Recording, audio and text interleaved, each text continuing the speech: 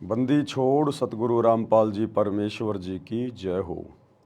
परमपिता परमात्मा सारी सृष्टि के रचनहार कुल मालिक असंख्य ब्रह्मांडों के स्वामी जगत गुरु तीनों लोकों में प्रवेश करके सबका भरण पोषण करने वाले राजाधिराज आत्माधार नाथों के नाथ देवों के देव महादेव सर्वेश्वर महेश्वर मृत्युंजय अजरो अमर आदि अनादि सनातनी प्रभु जगत पिता जगदीश्वर श्री श्री 1008 की उपाधि के वास्तविक अधिकारी अकाल मूर्त शब्द स्वरूपी राम वासुदेव सर्वगतम ब्रह्म परम पूज्य प्रथम पूज्य परम संत परम पुरुष परम धनी परम दयालु सत्य कबीर हक्का कबीर अल्लाहु अकबर बाखबर अल्लाह ताला जगत के तारणहार जगत के मुक्तिदाता जगत के जगन्नाथ हारे के सहारे हिंदुओं के राम मुसलमानों के अल्लाह सिखों के वाहिगुरु ईसाइयों के मसीह दया के सागर दयानिधि करुणा के सागर करुणानिधि स्वयंभू परिभू संकट मोचन कष्ट हरण मंगल करण दुख भंजन अविगत कबीर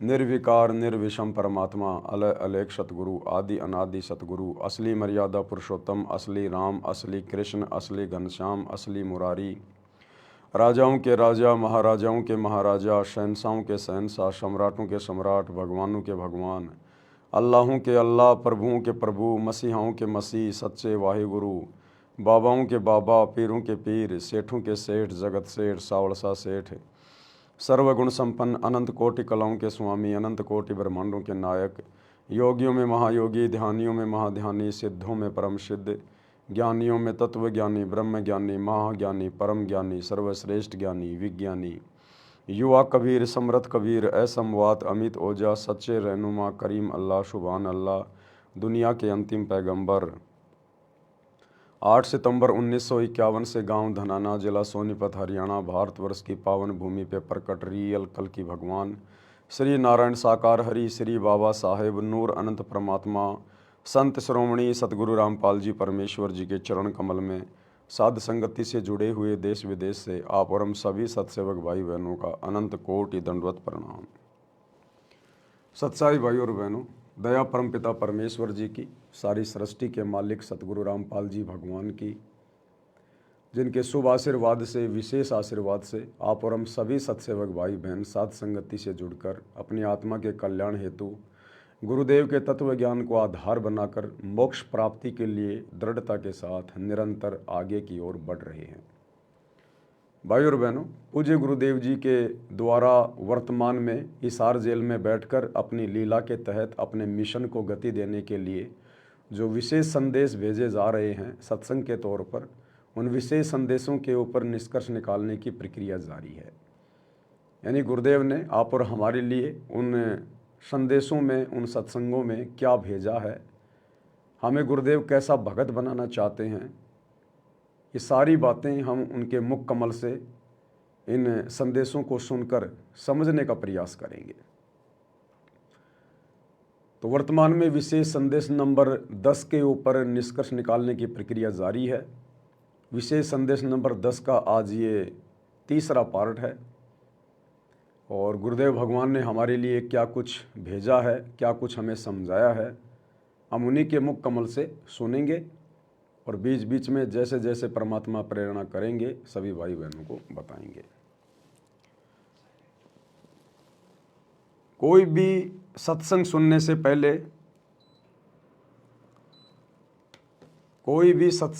से पहले, हमने अपने गुरुदेव भगवान को दंडवत प्रणाम करना चाहिए।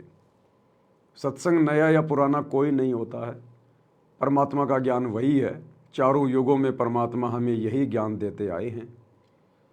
तो सत्संग चाहे गुरुदेव का सन 1994 का हो, चाहे 2014 का हो, चाहे वर्तमान 2025 का हो, सत्संग सब एक ही होते हैं। समर्थ के वचन कभी भी नए या पुराने नहीं होते हैं। तो जब भी हम गुरुदेव का सत्संग सुनना प्रारंभ करें, शुरू करें, आप यदि सामान्य स्थिति में हैं, अपने घर पर हैं, यदि उन्हें दंडवत प्रणाम कर सकते हैं तो जमीन पर लेटकर दंडवत प्रणाम करें, परमात्मा से सद्बुद्धि की भीख मांगें। यदि आप यात्रा में हैं, कहीं बाहर हैं, अपनी नौकरी पे हैं, मजदूरी में हैं, आसानी से दंडवत प्रणाम नहीं कर सकते हैं, तो मुश्किल से 15 से 20 सेकंड लगती हैं। सत्संग सुनने से पहले मानसिक दंडवत प्रणाम गुरुदेव को अवश्य करें, ताकि परमात्मा हमें सद्बुद्धि दे और हमें उनके अमृत वचन समझ में आए। तो शुरू करते हैं विशेष संदेश नंबर 10 का ये तीसरा पार्ट। तो अब क्या कहते हैं, समझा है तो सिर दर्पा मोहर नहीं रहा सादा। देखना नहीं रहा। भक्ति के बिना ये प्राणी कैसे दुख पाता है, इस अनमोल जीवन को कैसे नष्ट करके चला जाता है, उसके बाद इसको कितना कष्ट उठाना पड़ता है। वो संत गरीबदास जी अपनी अमर वाणी में बहुत जगह बताते हैं, बच्चों ध्यान दो, लगन लगाओ।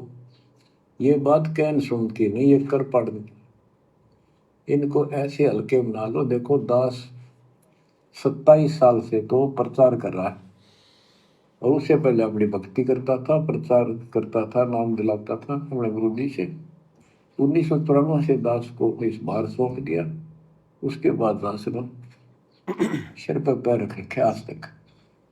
गुरुदेव भगवान क्या कह रहे हैं कि बच्चों ध्यान दो, लगन लगाओ।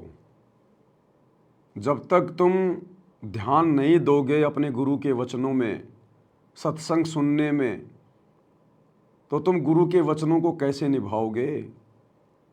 अगर तुम सत्संग ही नहीं सुनोगे, अपने गुरुदेव के मिशन को ही नहीं समझोगे, तो इस मिशन में तुम अपना सहयोग कैसे दोगे? मर्यादा विहीन भक्तों का सहयोग परमात्मा को नहीं चाहिए अपने मिशन में, केवल सत भक्तों का सहयोग चाहिए, जो स्वयं अपने गुरु को परमात्मा मानकर उनके प्रत्येक वचनों में रहते हुए, उनकी प्रत्येक मर्यादाओं का पालन करते हुए मोक्ष प्राप्ति का मकसद मानकर अपनी भक्ति करें। उन्हीं भक्तों की वाणियों का, उन्हीं भक्तों के शब्दों का और उन्हीं भक्तों के द्वारा जो प्रचार प्रसार किया जाएगा, उसी का असर अन्य समाज के ऊपर होगा। तो गुरुदेव कह रहे हैं बच्चों लगन लगाओ, ध्यान दो। और कह रहे हैं देखो ये दास भी पिछले 27 वर्षों से कितनी मेहनत कर रहा है। तो हमने अपने गुरुदेव से भी शिक्षा लेनी है, जो संघर्ष गुरुदेव कर रहे हैं। अरे बेटा जब जवान हो जाता है तो बाप उम्मीद करता है कि बेटा मेरे व्यवसाय में सहयोग करेगा, मेरा वजन कुछ हल्का होगा। तो इसी प्रकार हमारे गुरुदेव का जो व्यवसाय है वो सत्संग है। सतगुरु यहाँ पर भक्ति की खेतीबाड़ी करने आए हैं, और 30 साल से ये अनमोल ज्ञान देकर सतगुरु ने हमें युवा बना दिया, ज्ञान आधारित बना दिया। अब हमने भी इस ज्ञान को आधार बनाकर सर्वप्रथम इस भक्ति को समझकर अपने आत्म कल्याण के प्रति चिंतित होकर और आगे फिर गुरुदेव भगवान का प्रचार प्रसार में सहयोग करना है, इस ज्ञान को फैलाने में सहयोग करना है। और उसी भगत के द्वारा किया गया प्रचार प्रसार इस मिशन में सहयोग माना जाएगा, जो स्वयं अपने गुरु जी की मर्यादाओं में है। अन्यथा परमात्मा कहते हैं कि करनी तज कथनी कथा अज्ञानी दिन रात, कुत्ते ज्यों भोकत फिर सुनी सुनाई बात। और लगन किससे लगानी है? परमात्मा कहते हैं गुरु से लगन कठिन है भाई, लगन लगे बिन काम न सरता, जीव प्रलय हो जाई, गुरु से लगन कठिन है भाई। लगन हमने अपने गुरुजी से लगानी है। गुरुजी से लगन कब लगेगी? जब हम गुरुजी के सत्संगों को लगन से सुनेंगे, ध्यान से सुनेंगे और मर्यादा में रहेंगे, तो गुरुजी हमें सद्बुद्धि देंगे, हम उनके सत्संगों वाले संकेतों को समझ पाएंगे। अन्यथा सत्संगों को समझे बिना हम गुरुजी को नहीं समझ पाएंगे, और गुरुजी को समझे बिना कि हमारे गुरुजी कौन हैं, मेरे जैसा एक मानुष है, माँ के गर्भ से जन्म लेके आया है, या स्वयं ये पूर्ण ब्रह्म परमेश्वर है जो एक आम व्यक्ति की लीला कर रहा है, भूमिका कर रहा है। उसके बाद हमारी लगन हमारे गुरु में लगेगी। तो गुरुदेव कह रहे हैं कि बच्चों मेरी तरफ देखो, मैं भी 27 साल से मेहनत कर रहा हूँ। 27 साल से मेहनत है। किसके लिए कर रहे हैं गुरुदेव? क्या चाहिए उन्हें? उन्हें तो कुछ नहीं चाहिए इस गंदे लोक से। वे तो स्वयं मोक्ष प्राप्त हैं, वे तो मुक्ति के दाता हैं। फिर वे संघर्ष क्यों कर रहे हैं? संघर्ष तो आप और हमें करना चाहिए। लेकिन निस्वार्थ भाव से परमार्थ के लिए जब गुरुदेव इतना संघर्ष कर रहे हैं तो हमारा तो भक्ति मार्ग पर बहुत बड़ा स्वार्थ है मोक्ष प्राप्ति का। हमने तो इस लालच में बहुत ज़्यादा मेहनत करनी चाहिए। और अब इतना ज्ञान लेने के बाद समाज से उल्टा हटके अपने गुरुदेव के चरणों में दृढ़ हो जाना चाहिए। हमें सामाजिक परंपराओं से दूर हट जाना चाहिए। इन व्यर्थ के रीति रिवाजों से, त्योहारों से, शादी विवाह से हमने बिल्कुल कोसों दूर हो जाना चाहिए। चाहे रिश्तेदार प्रसन्न रहो, चाहे रिश्तेदार नाराज रहो।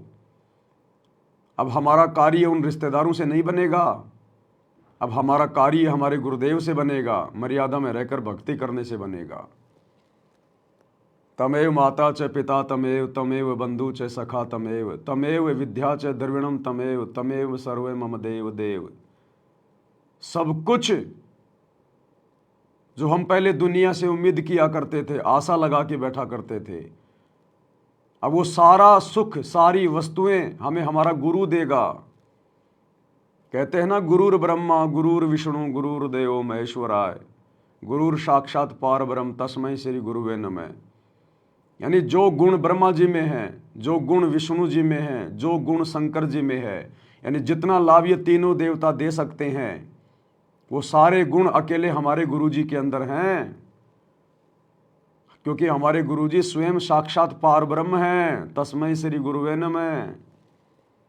इसलिए हमने किसी से भी उम्मीद नहीं करनी, किसी से भी आशा नहीं करनी। देखो भाई और बहनों, परमात्मा कहते हैं कि ये जीवात्मा ये मोटी मोटी मर्यादाओं को तो बहुत जल्दी समझ लेता है, लेकिन सूक्ष्म मर्यादाएं समझना बड़ा कठिन काम है। और सूक्ष्म मर्यादा समझे बिना बात बनेगी नहीं। आज इस भक्ति में आने के बाद अगर आपसे कोई कहे कि भैया चलो श्री ब्रह्मा विष्णु महेश जी से कुछ मांगते हैं, कुछ डिमांड करते हैं, क्या आप सतगुरु रामपाल जी के भगत तत्व ज्ञान सुनने के बाद ब्रह्मा विष्णु महेश से कोई भी भीख मांगोगे? कोई भी उम्मीद करोगे? कोई सुखों की उम्मीद करोगे? संतान प्राप्ति की उम्मीद करोगे? धन प्राप्ति की उम्मीद करोगे? आप कहोगे जी हम तो शोपन में भी नहीं कर सकते ब्रह्मा विष्णु महेश से, हम तो हमारे गुरु जी से करेंगे। फिर तुम उसी गुरु के भगत होकर संसार से डिमांड क्यों कर रहे हो? तुम अपने सांसारिक रिश्तेदारों से, यार दोस्तों से, गांव वालों से, मित्रों से उम्मीद लगा के क्यों बैठे हो? तुम्हारे ऊपर जब भी कोई थोड़ी सी आपत्ति आती है तुम तुरंत हाथ फैला देते हो रिश्तेदारों के आगे कि भाई साहब 15-20 हज़ार रुपये उधार देना। अपने मित्रों के आगे हाथ फैला देते हो, भाई साहब वो फला फला वस्तु की जरूरत है जरा देना।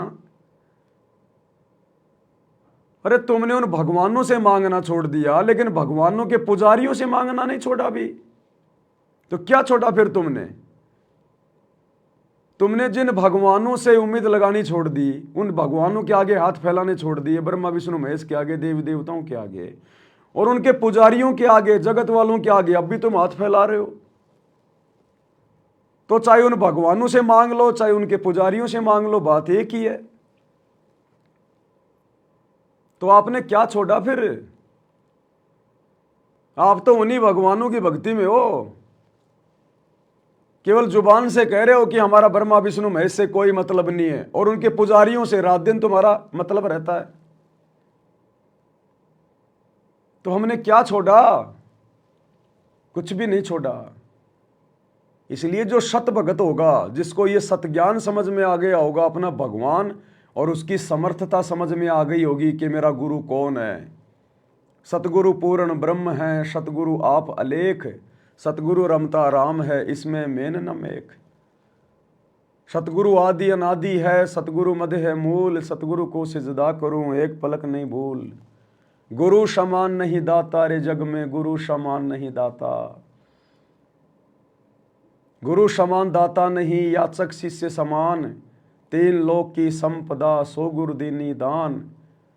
जब इतना ज्ञान समझ में आ जाएगा, ये गुरु समझ में आ जाएगा, हम भाई बहन मर जाएंगे लेकिन जगत वालों के आगे हाथ नहीं फैलाएंगे। कभी भी कोई उम्मीद हम जगत से नहीं लगाएंगे, कोई भी आशा हम जगत से नहीं लगाएंगे, चाहे भूखे रहें चाहे नंगे रहें। उम्मीद करेंगे तो अपने बाप से, अपने गुरु से। गुरु चाहे फिर कोई भी रास्ता निकाले, वो हमें ज्ञान आधार से स्वीकार्य होगा।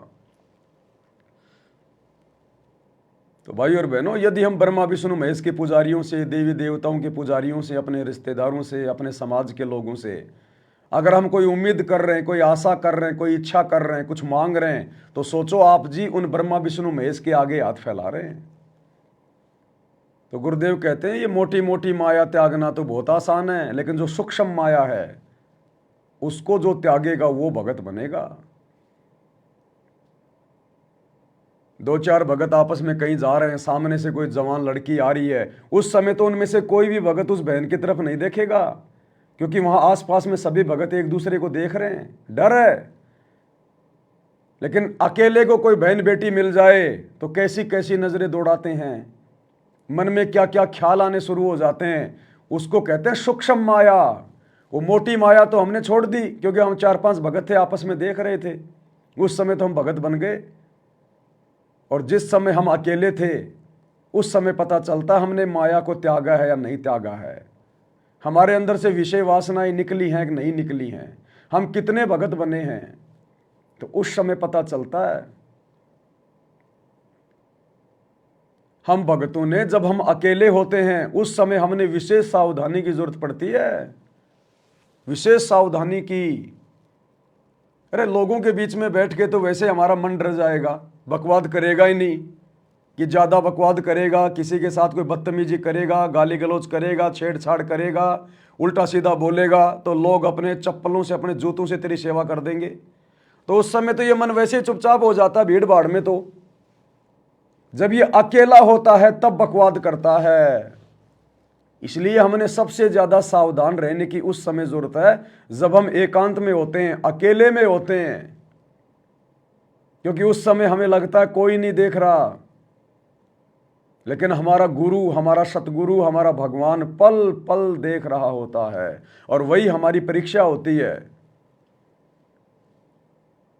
तो आश्रम में जाते हैं, सत्संगों में जाते हैं, वहां तो हम एक नंबर के भगत बन जाते हैं, क्योंकि वहां तो भगत लोग हमें देख रहे होते हैं।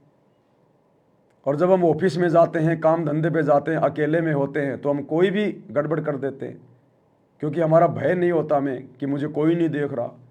तो जब हम एकांत में होते हैं, अकेले में होते हैं, वो हमारी सबसे बड़ी परीक्षा होती है, सबसे बड़ी।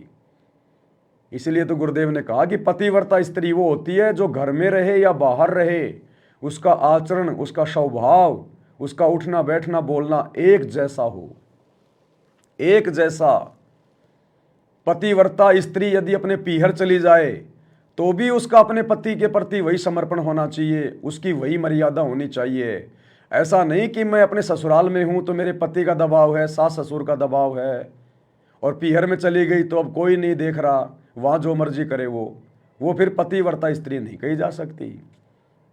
पतिव्रता अपने घर में और बाहर, पीहर में या ससुराल में, सत्संग में या एकांत में, जो एक जैसा रहता है, उसकी लगन सदा अपने पिया में लगी रहती है, अपने गुरु में लगी रहती है, उसका ध्यान सदा सुमरण में लगा रहता है, भक्ति और भगवान से संबंधित चिंतन में लगा रहता है, बुराइयों की तरफ झांकता भी नहीं, देखता भी नहीं।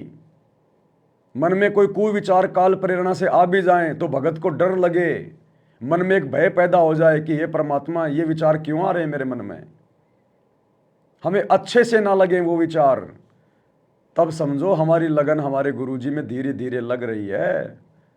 तब सोचो कि हम भगत बनने की दिशा में आगे बढ़ रहे हैं, क्योंकि काल हमें सूक्ष्म मार से मारेगा, सूक्ष्म मार।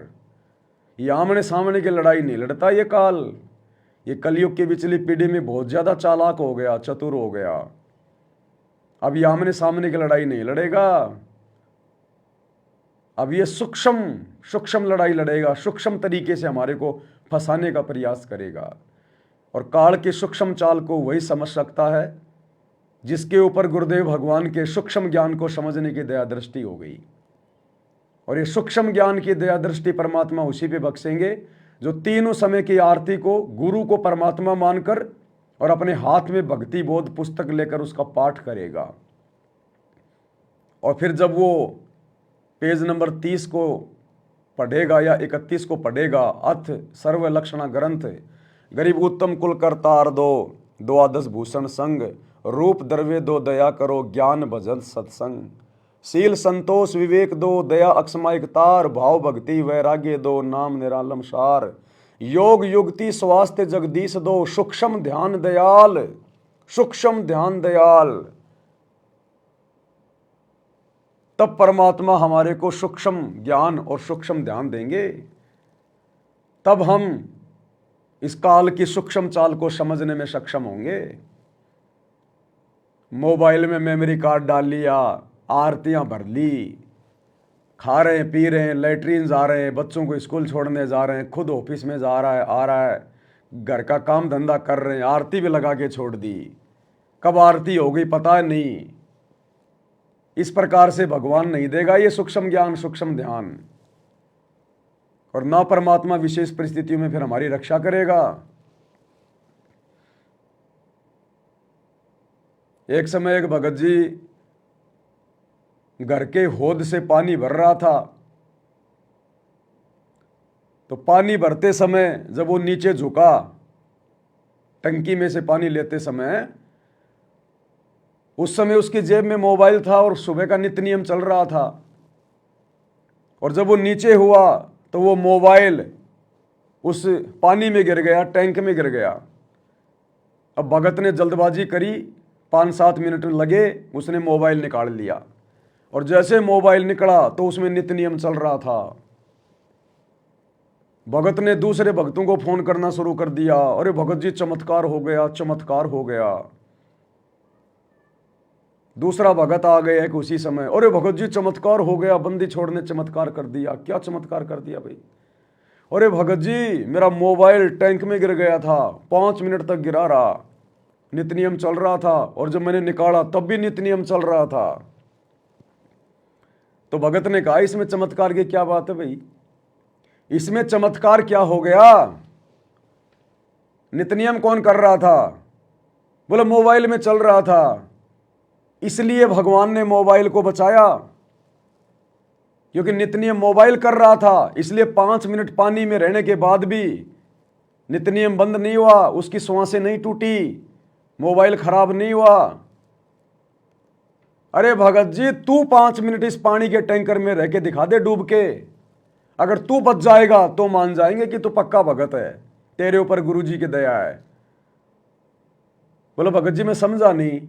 बोले भैया जो भक्ति करेगा भगवान उसको बचाएगा। तो भक्ति तो तुम्हारा मोबाइल करता है बेचारा, तीनों समय की आरती मोबाइल करता है, मंत्र जाप तुम्हारा मोबाइल करता है, तो भगवान ने मोबाइल को बचा लिया।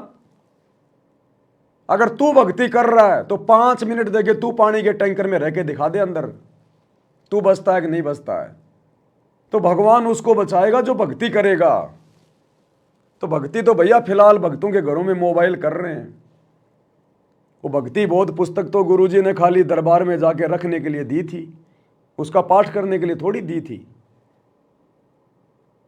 अरे उस भक्ति बोध को खोलने से पहले जो ऊपर का जो कवर है और नीचे जहां पर भक्ति बोध की रेट लिखी हुई है, मूल्य, उस मूल्य के आगे क्या लिखा है गुरुदेव ने पढ़ लेना कभी समय मिले तो, क्योंकि आप बड़े बिजी लोग हो, सतलोक आश्रमों से जुड़े हुए भाई बहन बहुत ज़्यादा बिजी रहते हो, क्योंकि आपकी तो समाज के लोगों से संपर्क हैं, आप लोगों की यारी दोस्ती रिश्तेदारियां हैं, फिर आप लोगों ने राजनीति में राजनेताओं की भी रैलियों में जाना होता है, उनका प्रचार करना होता है, समाज के लोगों से आपकी यार दोस्ती होती है। कब आप लोग गुंडों की सीबीआई जांच करने चले जाओ, कब आप किसी के आरक्षण में चले जाओ, कब आप दुनिया की धर्मशाला बनवाने चले जाओ, आप लोगों के पास समय नहीं होता, इसलिए आप देख नहीं पाते कि नित्य नियम के मूल्य की जगह गुरुदेव ने क्या लिखा है। मूल्य के आगे लिखा है नित्य नियम पाठ, यानी नाम दीक्षा के बाद गुरुदेव ने हमें जो नित्य नियम की पुस्तिका दी वो किस लिए दी, उसके मूल्य की जगह लिखा है नित्य नियम पाठ, कि बच्चों ये पुस्तक मैं तुम्हें फ्री दे रहा हूं, इसका कोई चार्ज नहीं ले रहा। यदि तुम मेरे से उपदेश लेने के बाद प्रतिदिन इस पुस्तक को हाथ में लेके तीनों समय की आरतियों का पाठ करते रहोगे तो समझो आप अपने गुरुदेव के द्वारा दी गई मुफ्त में इस पुस्तक का मूल्य चुका रहे हो। जिस दिन आप इस पुस्तक को हाथ में लेकर विधि से पाठ नहीं करोगे, समझो उस दिन तुम अपने गुरु के द्वारा दी गई इस पुस्तक का मूल्य अदा नहीं कर रहे। तुम अपने साथ भी धोखा कर रहे हो और अपने गुरु के साथ भी धोखा कर रहे हो। अरे ठीक है, जो भगत भाई बहन बूढ़े हैं, अनपढ़ हैं, अंधे हैं, बीमार हैं, अरे उनके लिए गुरुदेव ने ये मोबाइल में आरती डाली है, क्योंकि वो भक्ति बोध नहीं पढ़ सकते, उनको पढ़ना लिखना नहीं आता, उनकी आंखें सही नहीं है, दिखाई नहीं देता, वो बेचारा बीमार है। ये विशेष परिस्थितियों में उन भगत भाई बहनों के लिए हैं।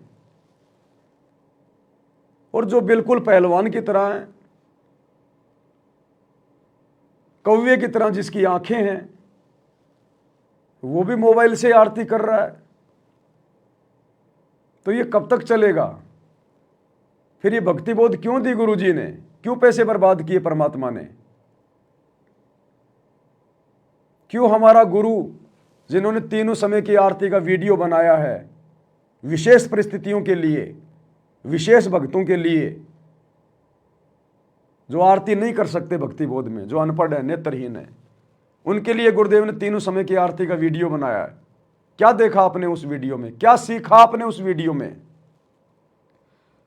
अरे तुम अपने घर पर वीडियो में आरती लगा के छोड़ देते हो, तुम अपना काम कर रहे हो। क्या देखा तुमने तीनों समय की आरती की वीडियो में? कुछ नोट किया? हमारा गुरु एक भगत की भूमिका इसलिए निभा रहा है कि हमें एक योग्य भगत बना सके, अपने जैसा। क्या हमारे गुरुजी ने कभी ऑडियो वीडियो से आरती की? कभी नहीं की। क्या हमारे गुरुजी के समय ऑडियो वीडियो नहीं थे? क्या सब कुछ थे? हमारे गुरु ने कभी ऑडियो वीडियो से आरती क्यों नहीं की? हमारे गुरुजी भक्ति बोध से आरती किया करते थे। और जो वीडियो तीनों समय की आरती का गुरुदेव ने बनाया है, वो हमें शिक्षा दे रहे हैं गुरुदेव। वो वीडियो केवल हमें समझाने के लिए बनाया गया है। हमारे गुरु ने कभी ऑडियो वीडियो से आरती नहीं की। उस वीडियो में गुरुदेव भगवान बैठे हुए हैं और गुरुदेव के हाथ में भक्ति बोध है, भक्ति बोध। सबसे पहला संदेश तो गुरु ने यह दिया कि बच्चों, जिस प्रकार मैं बैठकर आरती कर रहा हूं, बैठकर आरती करने का मतलब है समय निकाल के आरती कर रहा हूं, कि नौकरी तो मैं भी करता हूं, बाल बच्चे तो मेरे भी हैं, काम धंधे मेरे भी हैं, लेकिन फिर भी मैं इस भक्ति को प्रथम महत्व दे रहा हूं, प्रथम महत्व। और मैं समय निकाल के देखो बैठ के आरती कर रहा हूं। मैं खाते पीते आरती नहीं कर रहा, आरती मोबाइल में लगा के मैं लेटरिन में जाके नहीं बैठ रहा, मैं भैंसों को पानी पिलाने जाते समय आरती नहीं कर रहा, बच्चों को स्कूल छोड़ते समय आरती नहीं कर रहा, देखो मैं अपने ऑफिस में आते जाते समय अपने स्कूटर पे आरती नहीं कर रहा, मैं बैठ के आरती कर रहा हूं। तुम्हें संदेशा दे रहा हूं कि तुमने भी इसी प्रकार से आरती करनी पड़ेगी अगर सफलता प्राप्त करनी है तो। जिस प्रकार मैं बैठ के आरती कर रहा हूं, और देखो भक्ति बोध पुस्तक हाथ में लेके आरती कर रहा हूं, किसी मोबाइल से आरती नहीं कर रहा, वीडियो से आरती नहीं कर रहा। ये संदेशा दे रहे हैं गुरुदेव। लेकिन ये बातें हर कोई नहीं पकड़ पाएगा। सब सुमरे अपने अनुमाना तो गति लखी न जाए, कहे कबीर कृपया कर जन पर ज्यों की त्यों समझाए। कब तक हम संसार को भक्ति से ज्यादा महत्व देंगे? क्या सारी जिंदगी इसी प्रकार से व्यस्त रहेंगे, भागदौड़ में रहेंगे? इस भागदौड़ में तो भैया कभी भी तुम सतलोक को प्राप्त नहीं कर पाओगे। तुम्हारी इच्छा, तुम्हारी चाहत तो मिट ही नहीं रही। तुम तो भक्ति से ज्यादा अपने सांसारिक कार्यों को महत्व दे रहे हो। फिर हमारे में और उस नकली बाबा में क्या अंतर रह गया जो गुरुदेव ने हमें बताया कि पहले लोग जंगल में साधना करने जाते थे, कभी उनकी इच्छा होती छाछ राबड़ी दूध पीने की तो गांव में आ जाते। एक संत आ गया एक गांव में, एक माई के घर पे गया, अलख जगाया। माई बोली महाराज जी आदेश करो। बोले माई मुझे छा पीनी है, छाछ छा। बैठो महाराज बैठो बैठो, अभी 10-20 मिनट में छाछ तैयार कर देती हूँ। माई लगी दही को मथने फटाफट। महाराज ने सोचा मैं चलो इतनी देर अपना भजन कर लेता हूँ। उसने अपना ध्यान लगाया, उसकी सुरती लग गई, ध्यान लग गया। अब ध्यान भैया 2 साल में टूटे, 10 साल में टूटे। माई ने छाछ तैयार करी, महाराज जी को आवाज लगाई, महाराज जी का तो ध्यान लग गया। काफी लोग आए, उन्होंने आवाज लगाई, हाथ लगाया, महाराज जी नहीं हिले। जंगल से उनके दूसरे साधुओं को बुलाया कि भाई वो जानते होंगे ये कैसे उठेंगे। वो आए, उन्होंने अपनी वो क्रिया की, लेकिन कोई फर्क नहीं पड़ा। तो उन्होंने कहा भैया इसका ध्यान लग चुका है, अब इसकी आत्मा इसके शरीर में आएगी तभी कहीं जाकर इसका ध्यान टूटेगा, इसको डिस्टर्ब मत करो। गर्मी का समय था, उसके ऊपर एक कोई झोपड़ी वगैरह बांध दी गई। अब उसका ध्यान टूटा 40 साल बाद जाके। अब 40 साल में तो वो बुढ़िया भी मर गई, बुढ़िया का मकान भी खंडर हो गया। और 40 साल बाद वो जो झोपड़ी थी उसके ऊपर उसकी कोई लकड़ी टूट के और उस महाराज जी के खोपड़ी पे लगी। खोपड़ी पे लगी तब उसका ध्यान वापस आया, सुरती आई उसकी वापस। और आंख खोलते बोला ला माई छा, आंख खोलते बोला ला माई छाछ। अब गुरुजी कहते तेरी बुआ बैठी है वहां पे जो तेरे को छाछ पिलाएगी। अब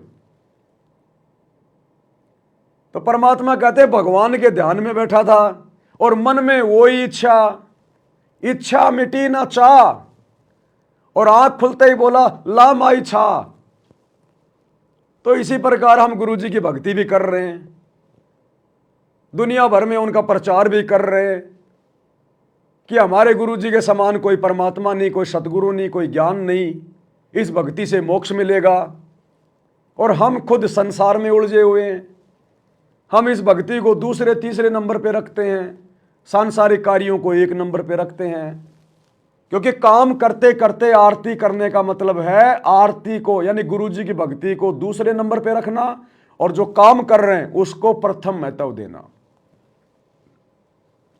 जबकि गुरुदेव ने सत्संग में क्या बताया कि बच्चों इस प्रकार से तो तुम्हारी भक्ति 7 जन्मों में भी सफल नहीं हो सकती। अगर तुमने भक्ति सफल करनी है तो भैया 80% समय आपने परमात्मा की भक्ति को देना होगा, 80%, और 20% केवल सांसारिक कार्यों को, अपनी रोजी रोटी के धंधे को, केवल 20%। जबकि वर्तमान में तो इसका उल्टा हो रहा है। भगत 20% भी भक्ति को समय नहीं दे रहे, 20% भी, और 80% से ऊपर अपने काम धंधे की चिंता है। जबकि हमने तो इसका बिल्कुल उल्टा करना है। तो उल्टा करने में भैया हमने संसार से उल्टा हटना पड़ेगा। हमने ये ओवर टाइम करना छोड़ना पड़ेगा। आप लोग ज्यादा धन क्यों कमा रहे हैं? आप ज्यादा भागदौड़ क्यों कर रहे हैं? गधे और बैल कितना क्यों कमा रहे हैं? क्योंकि अभी आप अपने गुरुजी पर पूर्णतया विश्वास नहीं कर रहे, आप गुरुजी के ज्ञान को पूरा नहीं समझे। अन्यथा आपको इस धन की आवश्यकता क्या? अरे मकान आपका खुद का, जमीन आपके पास में, आपने चाहिए क्या? शरीर के कपड़े, 2 टाइम की रोटी। उसके लिए भैया भगत को गधे और बैल कितना कमाने की, ओवर टाइम पे ओवर टाइम करने की जरूरत नहीं पड़नी चाहिए। अगर फिर भी आप दिन रात भग रहे हैं, चक्री काट रहे हैं, दिमाग में टेंशन लेके घूम रहे हैं, इसका मतलब अभी आप सांसारिक परंपराओं को छोड़ नहीं पा रहे। अभी आप लोक लाज में फंसे हुए हैं, उन्हीं रीति रिवाजों में फंसे हुए हैं। आपके अंदर उस बाबा की तरह अभी भी सांसारिक इच्छा है, चाहत है। अन्यथा भगत को तो 2 टाइम की रोटी चाहिए, 2 जोड़ी कपड़ा चाहिए, बाकी खर्चा है क्या भगत का? अरे खर्चे तो गुरुदेव ने समाप्त कर ही दिए अगर आप उनके अनुसार चल रहे हो तो। शादी विवाह में जाना हमारा बंद हो गया, फालतू में यारी दोस्ती रिश्तेदारी में चक्कर काटते थे वो हमारा बंद हो गया, जितने भी त्योहार हैं वो हम नहीं मनाते, बड़ी बड़ी स्कूलों में अपने बच्चों को नहीं पढ़ाते,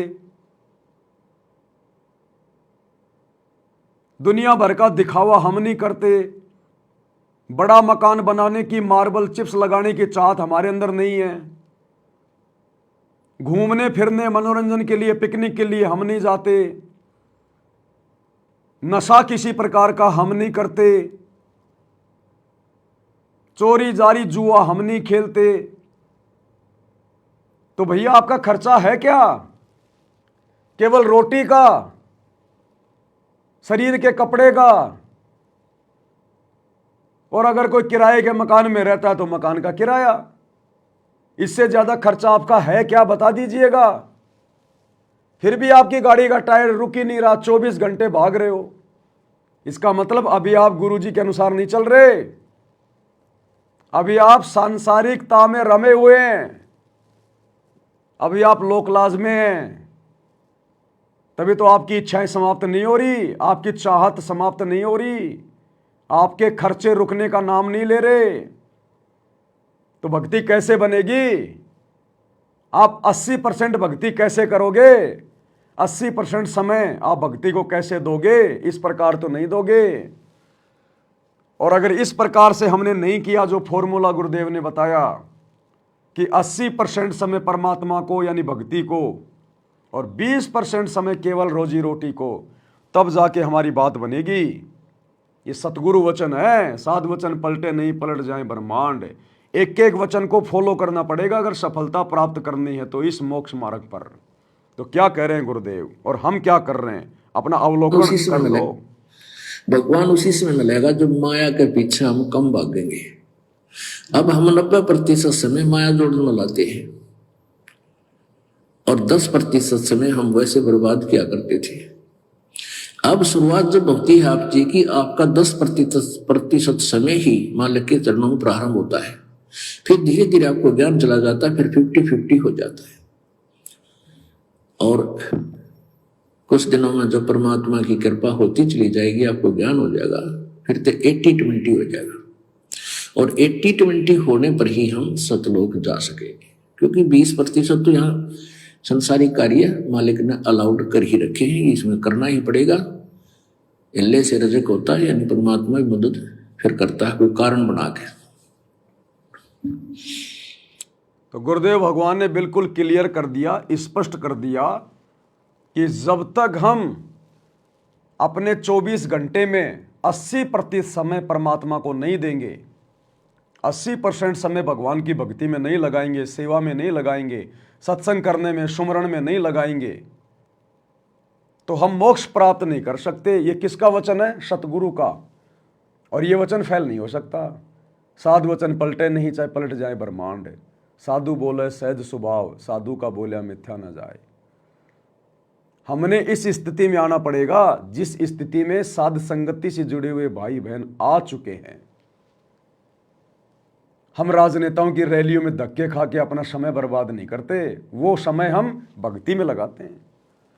हम गुंडों की सीबीआई जांच के समर्थन में उनकी रैलियों में, धरनों में जाके अपना समय बर्बाद नहीं करते, वो समय हम भक्ति में लगाते हैं।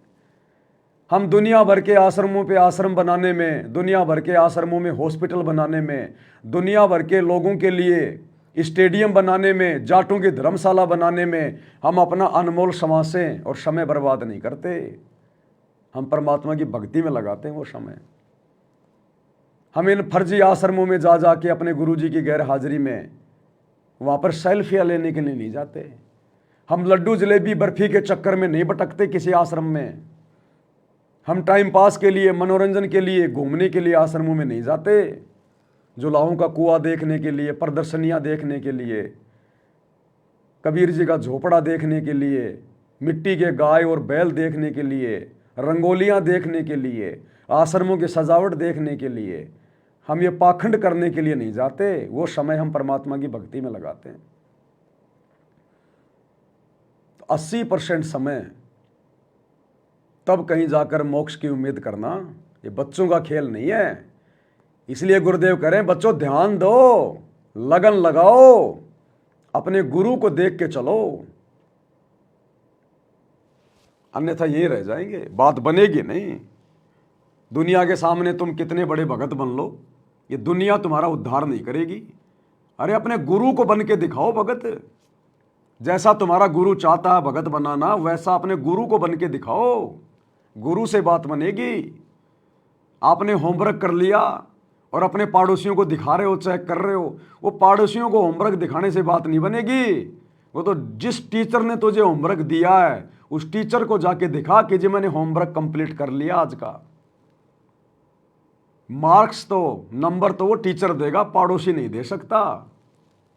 पड़ोसी अगर उस पर लिख देगा 10 में से 10 नंबर तो भी वो मान्य नहीं है, क्योंकि वो पड़ोसी अधिकारी नहीं है, वो भक्ति हमें पड़ोसी ने नहीं दी है। तो इसी प्रकार जब हमारा गुरु देख लेगा कि जैसे मैंने इसको सत्संग में आदेश दिया उस प्रकार से ये लगन लगाकर ध्यान देकर 80% समय भक्ति को दे रहा है, तब जाके बात बनेगी।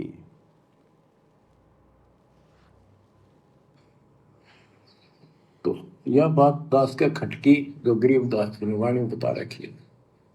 साहिब से चितला ले रे मन गर्भ गुमानी, ए मन अहंकारी तू परमात्मा में ध्यान लगा, परमात्मा की याद कर।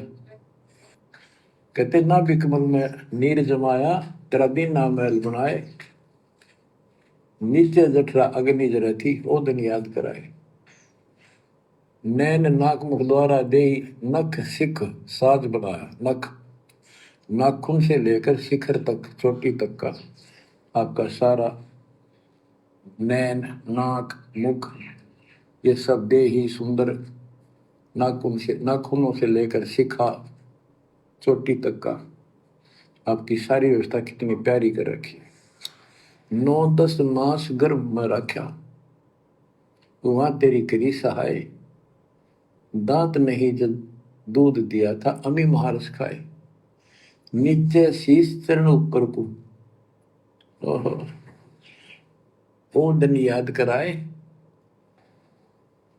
नीचे जठरा अग्नि जरा थी तेरे लगी न ताती पाए, बाहर आया भरम बुलाया बाजे तूर सुनाए, तू ही तय छोड़ दिया चला अदम किस राय। के माँ के पेट में तुझे सब जानकारी थी और डर था और सब यादाश्त थी कि मनुष्य जीवन बार बार नहीं मिलता, और पूरे संत से दीक्षा लेकर अपना कल्याण कराऊंगा, कोई किसी का नहीं। बाहर जाकर भूल पड़ जाती है, कहीं याद रखूंगा, पूरा संत खोज करूंगा, पूरे गुरु से नाम लूंगा, बुराई नहीं करूंगा, काम करूंगा, लेकिन भगवान का ध्यान ज्यादा करूंगा। और अब क्या कर दिया? माँ के गर्भ में तो रो रहे थे, चिल्ला रहे थे, भगवान से माफी मांग रहे थे, एग्रीमेंट कर रहे थे इसी परमात्मा से, सतगुरु रामपाल जी भगवान से। यही है वो परमात्मा जो माँ के गर्भ में हमारे पास जाता हमारी पुकार सुनकर, और हम फिर उनके साथ में एग्रीमेंट करते हैं कि ये परमात्मा मुझे एक बार इस नरक कुंड से बाहर निकाल दो, मैं बहुत पीड़ा भोग रहा हूँ। क्योंकि 9 महीने ऊपर को पैर नीचे को सिर, अगर हमें 10 मिनट के लिए वर्तमान में कोई बोरी में पैक करके और किसी पेड़ से बांध दे, ऊपर को पैर करके नीचे को सिर करके, और ऊपर से मारे लठ, उस बोरी में हमें यह भी नहीं पता कौन मार रहा है, कहाँ से मार रहा है, कहाँ लग रही है। तो बच्चा जब माँ के गर्भ में रहता है 9 महीने ऊपर को पैर नीचे को सिर घूमता रहता है, और माँ जैसा भी भोजन खाती है उस बच्चे को मच्छर की तरह जैसे बिच्छू डंक मारता है, ऐसे वो खुजली मिटाने के लिए वो बच्चा घूमता है, वो तड़पता है। अन्यथा गुरुदेव ने बताया उस बच्चे के कोई बैरिंग नहीं लग रहे, जो अपनी मर्जी से घूम रहा है, उसको पीड़ा हो रही है। तो सेम वही स्थिति, हमें कोई बोरी में पैक करके नीचे मुंह करके ऊपर पैर करके पेड़ से बांध दे, और हमें कुछ दिखाई नहीं दे रहा, और 2-4 आदमी खड़े होकर हमारे को मार रहे हैं लठों से, कोई कहीं मार रहा है, चाहे मुंह पे लगो, चाहे नाक पे लगो, चाहे पैर पे लगो। ये हालत होती है माँ के गर्भ में। इससे भी भयंकर पीड़ा, इससे भी भयंकर चोटें, तब हम वहां भगवान को याद करते हैं। तब आता वहाँ परमात्मा सतगुरु रामपाल जी भगवान। और फिर हम उनसे एक ही प्रार्थना करते हैं कि भगवान बस मालिक देख लिया सब कुछ, केवल आपकी भक्ति करूँगा और कुछ नहीं करूँगा गुरु जी। ये परमात्मा रोजी रोटी भी आप ही दोगे, वो काम धंधा भी आप ही चलाओगे। ये परमात्मा फालतू की कोई बकवाद नहीं करूँगा, कुछ भी अपना 1% समय भी फालतू में बर्बाद नहीं करूँगा। चलो माँ के गर्भ से बाहर आ गए, हमें ध्यान नहीं रहा तीनों गुणों के प्रभाव के कारण। अब सतगुरु ने आके कम से कम हमें तो वही बातें वापस बता दी। अरे दुनिया वालों को तो नहीं पता माँ के गर्भ का क्या कष्ट होता है, क्या एग्रीमेंट होता है, बाहर जाके क्या करना होता है। अरे कम से कम हम जितने भी सतगुरु रामपाल जी के भगत हैं, हमें तो आज गुरु जी ने फिर से आके याद दिला दिया कि तुमने क्या एग्रीमेंट किया था, क्या कहा था तू कि केवल तेरी भक्ति करूंगा, बकवाद नहीं करूंगा। और अब क्या कर रहे हैं हम? भक्ति को तो साइड में रख दिया और राजनेताओं की रैलियों में धक्के खा रहे हैं। उस मां के गर्भ में तो एग्रीमेंट कर रहे थे कि परमात्मा समय बर्बाद नहीं करूंगा, 24 घंटे तेरी भक्ति करूंगा, एक भी श्वास खाली नहीं जाने दूंगा। और अब नरेंद्र मोदी की रैली में जाके सोनीपत के गोहाना में, मध्य प्रदेश के भोपाल में बसों में भर भर के जा रहे हो भगत, और वहां जाकर क्या सुन रहे हो? अपनी श्वासें बर्बाद कर रहे हो। वो सृष्टि रचना सुनाएगा तुम्हें नरेंद्र मोदी वहां। अरे वो तुम्हें धर्मदास की कथा सुनाएगा क्या नरेंद्र मोदी? वो तो निंदा चुगली करेगा, झूठ बोलेगा। कांग्रेस ने ये कर दिया, राहुल गांधी ने ये कर दिया, फलाने ने ये कर दिया, मैं ये कर दूंगा। झूठ के पुल बांधेगा, झूठे आश्वासन देगा। वो झूठ सुनने गए तुम? मां के गर्भ में क्या था? इसलिए गुरुदेव कह रहे हैं कि मां के गर्भ में तो तू रोवे था कि कोई बकवाद नहीं करूंगा, और अब बाहर आते तो बकवाद करने लग गया। और वो भी भगत होकर, सारा ज्ञान लेकर। गुंडों की सीबीआई जांच में जाके बैठ रहा है। मां के गर्भ में तो रो रहा था, चिल्ला रहा था, और यहां अब मजे से गैंगस्टरों का समर्थन कर रहा है, गुंडों का समर्थन कर रहा है, उनके रैलियों में जाके बैठ रहा है, 5-5 लाख रुपए दे रहा चंदे में उनको। अब की बार सुअर के गर्भ में पटकेगा परमात्मा, सुअर के गर्भ में। और फिर तू रोते रहना, चिल्लाते रहना। फिर सुअर के गर्भ में नहीं आता ये परमात्मा, ये केवल स्त्री के गर्भ में आता है प्रार्थना सुनने के लिए। ऐसे बकवादी भक्तों को फिर ये परमात्मा जो गधी के गर्भ में डालेगा, सूरी के गर्भ में डालेगा, कुतिया के गर्भ में डालेगा। और वहां तू रोना, फिर चिल्लाना, वहां फिर ये कुछ नहीं सुनेगा। फिर उस हाथी के जैसी बनेगी, जैसे कुंजर शीस हलंत है, अगला जन्म सूजंत, और इब कह हेले नर करे तो सेऊ पूरे संत। गुरुदेव कहते हैं एकमात्र हाथी 84 लाख योनियों में ऐसा जीव है जिसको अपना अगला जन्म दिखाई दे जाता है। और कई बार हाथी अकेला होता है, यूं सिर को धुनता रहता है, यूं वो शोक में नहीं धुनता। उस समय उसको अपना अगला जन्म दिखाई दे रहा है कि तू सूअर बनेगा, या तू भेड़िया बनेगा, या तू कुत्ता बनेगा, और कैसे कैसे तेरी दुर्गति होगी। फिर वो याद करता अपने उन पिछले दिनों को, जो असंख्य जन्म उसने बर्बाद कर दिए, जो उसको स्त्री या पुरुष के मिले थे। फिर परमात्मा कहते हैं जैसे हाथी सिर धुनत है, कुंजर यानी हाथी, जैसे कुंजर शीस धुनत है, अगला जन्म सूजंत, वो अगला जन्म दिखाई दे रहा है। और मालिक से प्रार्थना करता है, इब के हेले नर मिले, ये परमात्मा यदि फिर कभी मेरे को मनुष्य जन्म मिला तो सेऊ पूरे संत।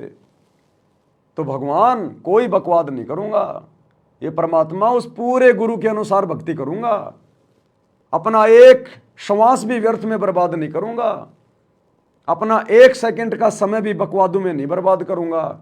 और अब राजनेताओं की रैलियों में धक्के खा रहे हैं हम, दुनिया भर के स्टेडियम बना रहे हैं, दुनिया वालों का भी समय बर्बाद कर रहे हैं, बैडमिंटन के स्टेडियम बनवा रहे हैं। हॉस्पिटलें बनवा रहे हैं। बीमारी से मरना है क्या? डर है क्या तुम्हें? भक्ति करते करते बीमारी से मरने का डर है क्या? फिर क्यों भक्ति कर रहे हो? क्या दुनिया भर में हॉस्पिटलों की कमी है क्या? गुंडों की सीबीआई जांच, आरक्षण चाहिए तुम्हें यहां? मां के पेट में नहीं चाहिए तेरे को आरक्षण? अरे उस समय और ले लेता कि भगवान 9 महीने में क्या होता है, 2-4 साल तो रखो मेरे को, थोड़ा सा तो आरक्षण दो। अरे भगवान 2-4% आरक्षण दो, मेरे को तो आनंद आ रहा है मां के पेट में, काल के दूतों के मुकदर खाने में, ये पीड़ाएं सहन करने में। वो मां के पेट में मांगता तो आरक्षण 2-4-5% कि और रहने दो अभी मेरे को 2-4-5 साल। और यहां अब तू बकवाद कर रहा है, वो भी गुरु की शरण में आने के बाद। दुनिया की धर्मशाला बनवा रहा है। तो मां के पेट में तो तू उस धर्मशाला से निकलने की बहुत प्रार्थना कर रहा था कि भगवान मेरे को इस धर्मशाला से बाहर निकाल दो, और अब तू दुनिया की धर्मशाला बनवा रहा है। अपने गले में माला डलवा रहे हो। इज्जत की भूख है अब तुम्हें मान बढ़ाई और इज्जत की भूख आ गई। और वहां उस गंदगी में नंगा लिपटा हुआ था खून से, अब पहन के सफेद कपड़े बन के गुरुजी के लड़के और गले में माला डलवा के तुम राजा बाबू बन रहे हो। हैं? तुम दोनों भाई गोपीचंद भर्तरी बन रहे हो। अब अगला जन्म गधी की योनि में, गधी के गर्भ में, धनाना की गलियों में। ये भक्ति का विधान बता रहा हूं। ये परमात्मा है, किसी का सगा नहीं है। अपना बाप समझ के भक्ति मत करो इसको अपना बाप समझ के भक्ति मत करो कि ये मेरे शरीर का बाप है। इसको आत्मा का बाप समझ के भक्ति करो। ये दिखाएगा आने वाले समय में समदृष्टिपना क्या होता है। गुरु के साथ में छल कपट करना, उसकी मर्यादा तोड़ के, और उसकी अन्य संगत को भी काल के मुंह में बैठाना क्या होता है। तुम खुद तो मरे सो मरे, लाखों की संगत को और मार दिया मर्यादा तोड़वा के। तो ये ड्रामा नहीं हो रहा, भक्ति हो रही है।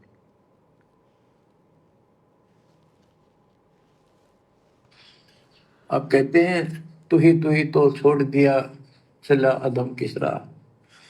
अब तूने भगवान की जो याद थी वह छोड़ दी है। भगवान हे परमात्मा, दुख मत याद करे था माँ के पेट में, अब तू भूल गया। हे अधम, हे निकम्मी आत्मा, कौन से रास्ते चल पड़ा। दाई आई घुट्टी प्याई, माता गोद खिलाए, जो दिन आज सो काल नहीं रे, आगे है दरबार।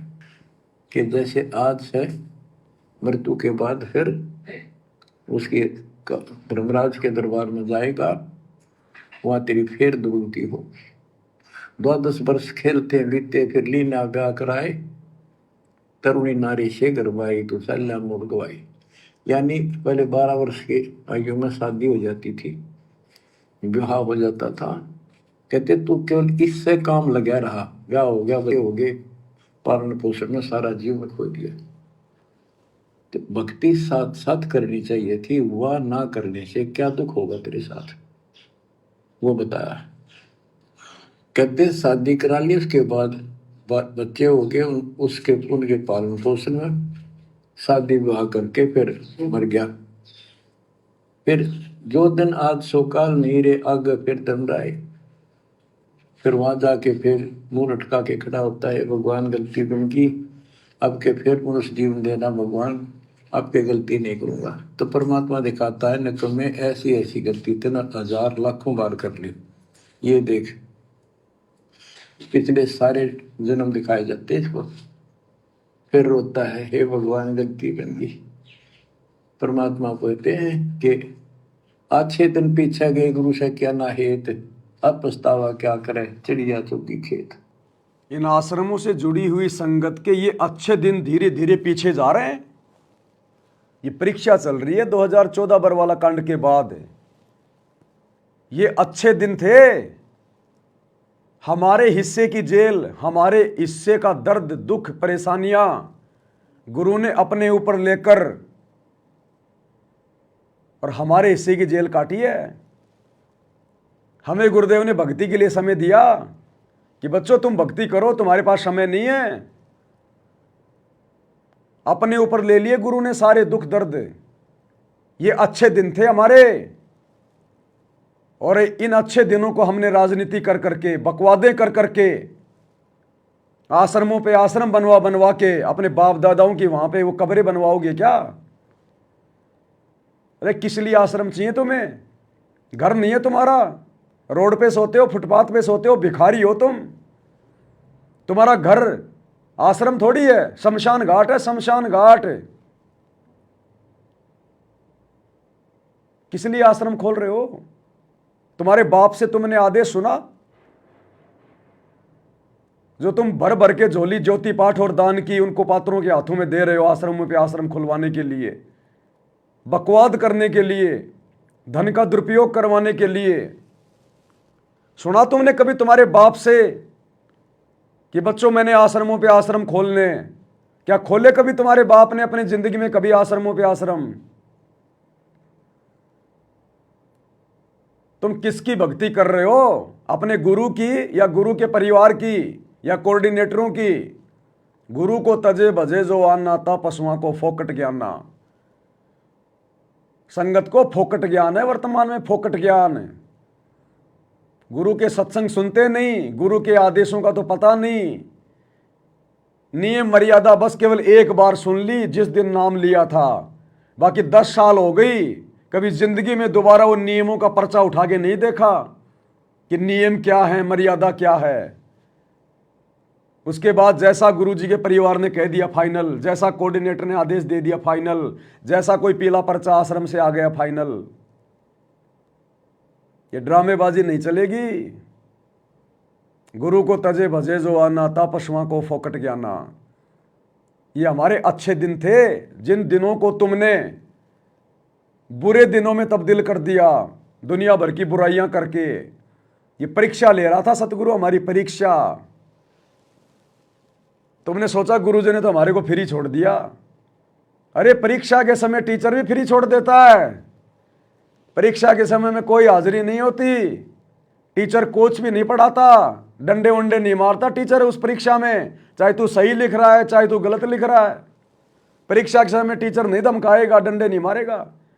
तो 2014 बरवाला कांड के बाद गुरु ने हमारे को अपने से दूर करके हमें फ्री छोड़ दिया कि बेटा तेरी परीक्षा है, अब देखूंगा तूने मेरे ज्ञान को कितना आधार बनाया। और हमने सोचा हमारे को तो गुरुजी ने फ्री कर दिया, अब गुरुजी है ही नहीं, हमें डर किस बात का, और लग गए मन मर्जी करने। ये जितनी भी बकवादें गुरु के परिवार ने और इन कोऑर्डिनेटरों ने संगत से करवाई है, खुद करी है। क्या तुम्हारे गुरु ने कभी भी 1994 से 2014 तक की?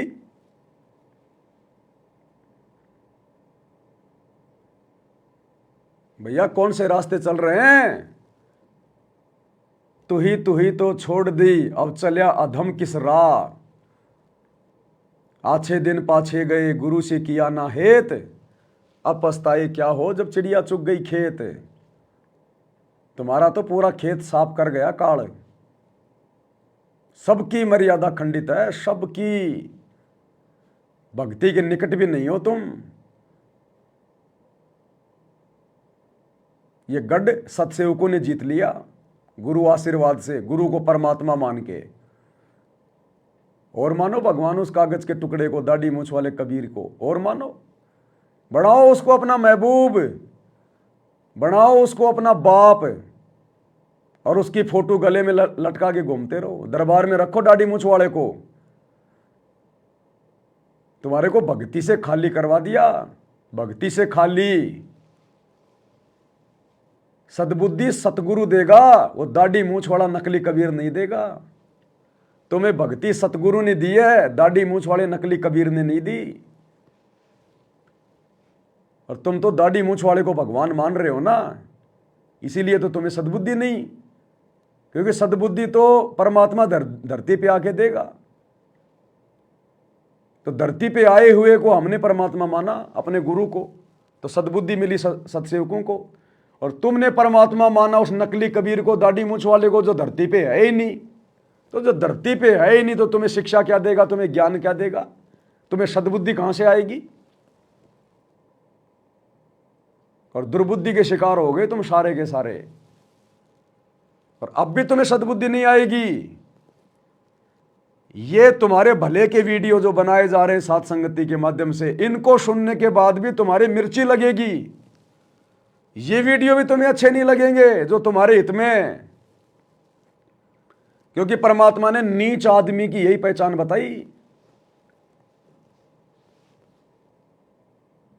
परमात्मा कहते हैं कहूं साची मानने बुरी, यही परीक्षा नीच आदमी की यही पहचान होती है। उसको जितना उसके भले की बात बताओगे उतना ही वो तुम्हारे को वो गलत समझेगा। तो कहते हैं कहूं साची मानने बुरी, यही परीक्षा नीच। और जितनी धोवो कच्ची दीवार उतनी माचे कीच। मिट्टी की दीवार को जितना पानी से धोओगे उतना ही ज्यादा कीचड़ बनेगा। तो अब तुम्हारे ऊपर हम सत्सेवकों के ये वीडियो भी कोई असर नहीं करेंगे। क्योंकि ये कहावत है कि गधे की आंख में अगर कोई देसी घी डाले तो गधा सोचता है मेरी आंख फोड़ रहा है। तो तुम भक्तों को जो हम समझा रहे हैं ना सत्सेवक, गुरु जी के ज्ञान आधार से दिन रात वीडियो बना बना के, दिन में 2-2 बार लाइव आना, ये जीव के बस की बात नहीं है जब तक सतगुरु अपना पूरा आशीर्वाद ना दे। हम तो तुम्हारी आंखों में देसी घी डाल रहे हैं और तुम्हें लग रहा हमारी आंखें फोड़ी जा रही हैं।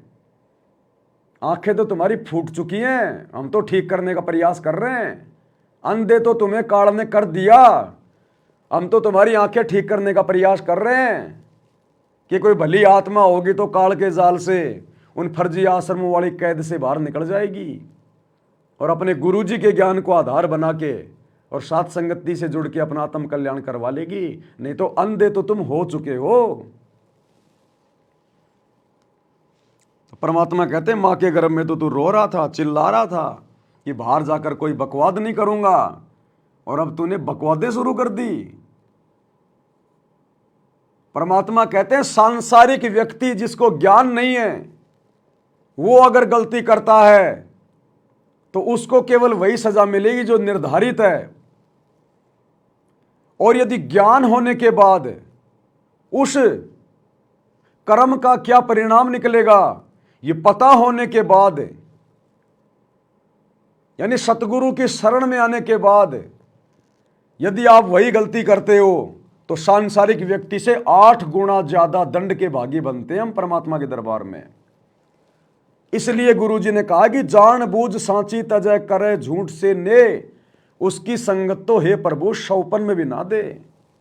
वो तो गया गुजरा इंसान है भगत होके भी। 6 महीने का बच्चा मां की गोद में पेशाब कर दे, टट्टी कर दे, मां मारती नहीं है, उल्टा प्यार करती है, उसको साफ करेगी। और 3 साल का बच्चा जिसको पता है कि लेटरिन कहां करनी चाहिए, वो यदि मां की गोद में लेटरिन कर दे सबसे पहले थप्पड़ खाएगा। तो जगत को तो पता नहीं कि राजनीति हमारे लिए कितनी नुकसानदायक है, गुंडों की सीबीआई जांच कितनी नुकसानदायक है। हम यदि अपना पैसा फालतू में लोगों की धर्मशाला बनवाने में, लोगों के आरक्षणों में, गुंडों की सीबीआई जांच में, स्टेडियम बनाने में बर्बाद करेंगे तो हमारे पैसे का क्या होगा। उनको तो पता नहीं। तुम्हें तो गुरु ने सब कुछ बता दिया 30 साल से कि सुपात्र कौन है, कुपात्र कौन है। गुरु बिन माला फेरते, गुरु बिन देते दान, गुरु बिन दोनों निष्फल है चाहे पूछो वेद पुराण। गुरु बिन दान पुण्य जो कर ही मिथ्या होए कबू न फली। अरे तुम्हें तो सब कुछ बता था, तुमने क्यों धोखा खाया गुरु के परिवार के चक्कर में आके, जो परिवार मर्यादाओं के आसपास भी नहीं है, इन कोऑर्डिनेटरों के चक्कर में आके जिनको 2 कोडी का ज्ञान नहीं है। तुमने क्यों ऐसी तैसी करवाई भक्तों। यह है जानबूझ के की गई गलती। इसलिए तुम जैसे भक्तों की तो शक्ल देखना भी परमात्मा ने मना किया है। जहां की संगत है प्रभु शौपन में भी ना दे। परमात्मा कहते हैं पापी प्रभात ना बेटो, मुख देखे पाप लगे जिसका, और 9 मास गर्भ में त्रास दी धिक्कार जन्म उनकी मां का। अरे आश्रमों से जुड़े हुए भाई बहनों, गुरुजी के बेटा बेटियों, कोऑर्डिनेटरों, तुम्हारी तो माताओं को भी लानत है, लानत। क्यों तुम जैसे सपोलों को 9 महीने अपने गर्भ में रख के उन औरतों ने अपना नूर गवाया, जो सतगुरु की शरण में आने के बाद भी काल का काम कर रहे हैं, काल के पक्ष में होके गुरु की बदनामी कर रहे हैं, गुरु के मिशन को नरक में लेके जा रहे हैं। तुम्हारा एक भी कोई शुभ कर्म बता दो जो तुमने गुरु की मर्यादा में रह के किया हो या गुरु के ज्ञान के अनुसार किया हो, बरवाला कांड के बाद एक भी बता दो। तो धिक्कार है तुम्हारी माताओं को जिन्होंने तुम्हें जन्म दिया है। ये छटनी हो रही है, लाल और लालड़ी की पहचान हो रही है। नाम लेने से कोई भगत नहीं बन जाता कि सतगुरु का नाम ले लिया, गले में लॉकेट डाल लिया, हाथ में रक्षा सूत्र बांध लिया, जुबान पे सत साहिब तो भगत बन गया। ताते सतगुरु शरणा लीजिए, कपट भाव जिन दूर करीजिए।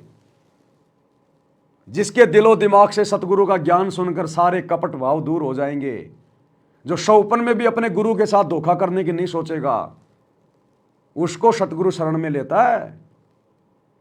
और तुमने तो राजनीति करके अपने गुरु के साथ में धोखा कर दिया। गुरु कह रहा है कि राजनीति नहीं करनी, भगत का और राजनीति का 36 का आंकड़ा है, और तुम राजनेताओं के तलवे चाट रहे हो। तो तुमने तो अपने गुरु के साथ में धोखा कर दिया, तुम तो कपट कर रहे हो। ऐसे कपटी को तो नरक में भी ठिकाना नहीं मिलता। इसलिए लानत है तुम्हारी माताओं को जिनसे तुम्हारा जन्म हुआ है।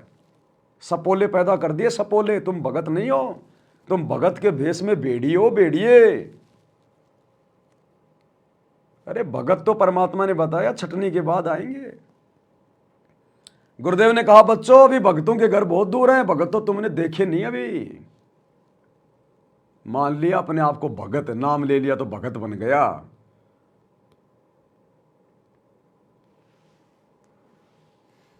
क्या कह रहे हैं परमात्मा?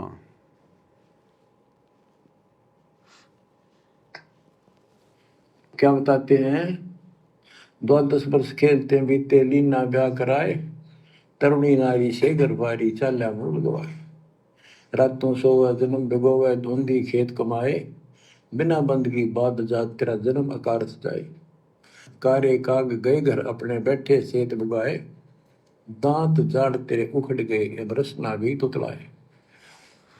कहते हैं कि रात में पूजा पढ़ के सुबह उठ दे खेतों में चला गया, भक्ति बिना तेरा जीवन नष्ट हो गया और बूढ़ा हो गया, ये सफेद बाल हो गए, जुबान तेरी जीभ तुतलान लगी, दांत जाड़ उखड़ गए।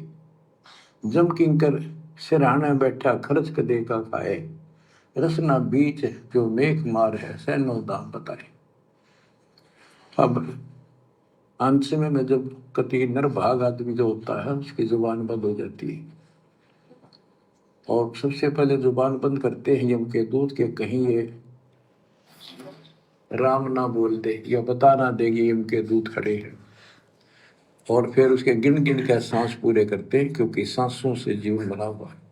फिर कहते हैं ऐसे सुन बहु तेरे जगत में दरिया डका रह जाए, कुल के लोग जंगलों में लेकर फिर दिन रात को गुजर आए। अब वही लोग जिन कुल के लोग उठा के ले जाएंगे और शमशान घाट पर जाकर फूकेंगे, शरीर जहाँ से जलेगा नहीं उसका फोड़ फोड़ कर फूकेंगे उसको, छाती को। फिर पीछे तू पशुआ की जय गद्दा बैल बनाए, 4 पैर जंगल में डोले तो नहीं उधर भराए। अब बच्चों ये बातें कहने की नहीं, ये कोई सामान्य बातें नहीं, कति प्रमाणित बातें हैं, 100 की 100 सत्य होती है ऐसे। तो कितना दुख होगा मनुष्य जीवन में। हम देखो भूख लगती है खाना खा लेते हैं, प्यास लगती है पानी समय पर पी लेते हैं, कोई तकलीफ शरीर में होती है डॉक्टर से इलाज करा देते हैं। जब चाहे लड्डू गुलाब जलेबी जैसा होता है हलवा खीर बना के खा लेते हैं। एक भक्ति ना करने से कैसी दुर्गति होती है इस प्राणी से। फिर पीछे तू पशुआ की जय गद्दा बैल बनाए, 4 पैर जंगल में डोला तेरा तो नहीं पेट भरा। यानी खेत में ले जाते हैं, बैल को हल में जोता जाता है, आसपास उसका चारा होता है, भूख लग जाती है, खाने में दिल करे पर कौन खाने दे। सिर पर सिंह दिए मन बोरे, दूब से मच्छर उड़ाए, कंध जुआ जोते कुआ, कुंदों का पुस्ताए। कहते हैं तेरे को एक सिर पे सींग दे दिए, एक पूछड़ लगा दी दूब, अब उससे मच्छर उड़ा से हवा कर ले। ये आजकल देखो पंखे, कूलर, एसी, क्या बात कही। लेकिन ये बच्चों का खेल नहीं है कि फिर भी तुम्हें ऐसे मिल जाएंगे। ये तो अब मेहनत, अब मजदूरी करोगे, भगवान की सेवा करोगे, सुमन करोगे, दान करोगे, मनुष्य जीवन प्राप्त हुआ तो फिर मिलेंगे। और बगैर भक्ति और गलत भक्ति करने वाले को मनुष्य जीवन भी मिलता है। हमने तो पीछा छुटवाना है, सतलोक चलेंगे। फिर भी क्या बताते हैं कि सिर पर सिंह दिए मन बोरे, दूम तो मच्छर उड़ाए। एक पुच्छड़ हो गया आपके, दो उसने पंखा बना लिए और चाहे कूलर मान लिए, और कई कर्महीन पशुओं की वह पुच्छड़ भी कट जाती है, 1.5 फुट का डंडा हिलाता रहता है। कई कर्महीन पशुओं की वो पूंछ भी कट जाती है जिससे वो मक्खियां उड़ाया करता था। ऐसी दुर्गति होती है फिर 84 लाख योनियों में। किनकी? ये विशेष दुर्गतियां उन आत्माओं की होती है जो आत्माएं इस कलयुग की पिछली पीढ़ी में सतगुरु के मोक्ष वाले ऑफर को ठुकरा देती है। यानी उनकी शरण में आने के बाद भी, धर्म कर्म की जानकारी होने के बाद भी जो अपनी मनमानियां ज्यादा करते हैं, भक्ति को हल्के में लेते हैं, मर्यादाओं को तार तार कर देते हैं, और वही ड्रामेबाजियां करते हैं जो ड्रामेबाजियां वो नाम दीक्षा से पहले किया करते थे। फिर उन निकम्मी आत्माओं की अगले जन्मों में इस प्रकार की दुर्गतियां होती है पशु योनियों में। वो कुत्ते वही होते हैं जिनके सर में कीड़े पड़े होते हैं, खुजली लगी होती है, पूरे शरीर के बाल उड़ जाते हैं, टांग टूटी हुई है, कमर टूटी हुई है, रगड़ रगड़ के चल रहा है। वो कुत्ते वही होते हैं, वो गधे वही होते हैं जिनकी कमर पे घाव होता है, कौआ मांस नोच नोच के खा रहा है।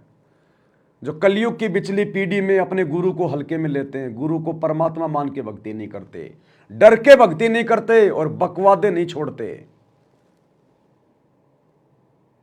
परमात्मा कहते हैं गुरु गलत यूं होत हैं नानक जेहा पंथ। गुरुदेव कह रहे कि नानक जी ने कितना अच्छा पंथ चलाया था, लेकिन आगे चलकर उनके फॉलोवर ने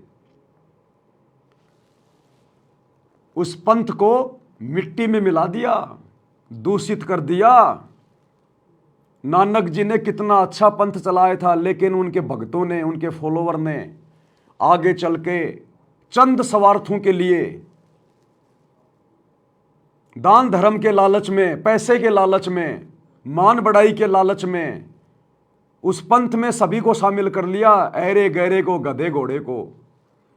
नानक जी हर किसी को दीक्षा नहीं देते थे, पहले उसकी जांच करते थे, उसको मान मर्यादा समझाई जाती थी कि भाई अगर इन तमाम बुराइयों से दूर हटके भक्ति करे तो मेरे से उपदेश ले। मुझे चेले बनाने की, भीड़ जमा करने की भूख नहीं है, मुझे तुम्हारे दान धर्म से, दक्षिणा से कोई लालच नहीं है।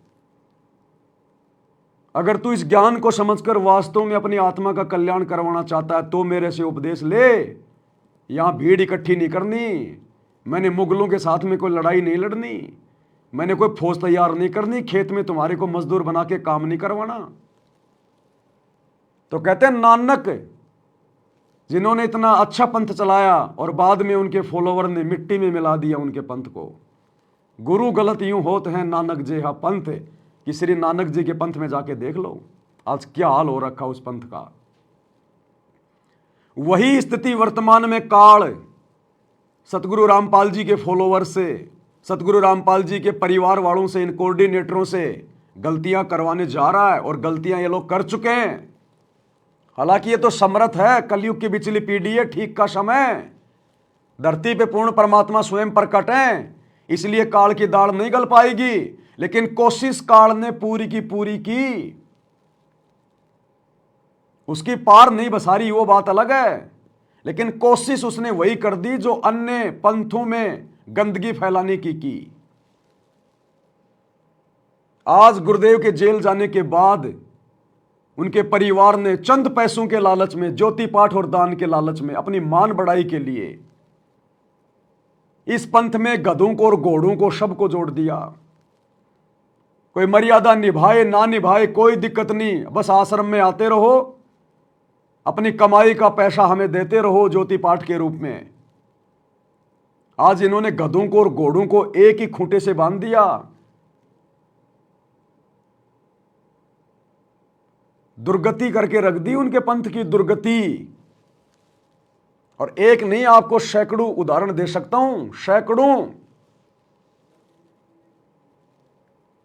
बहुत सारे एग्जाम्पल हैं।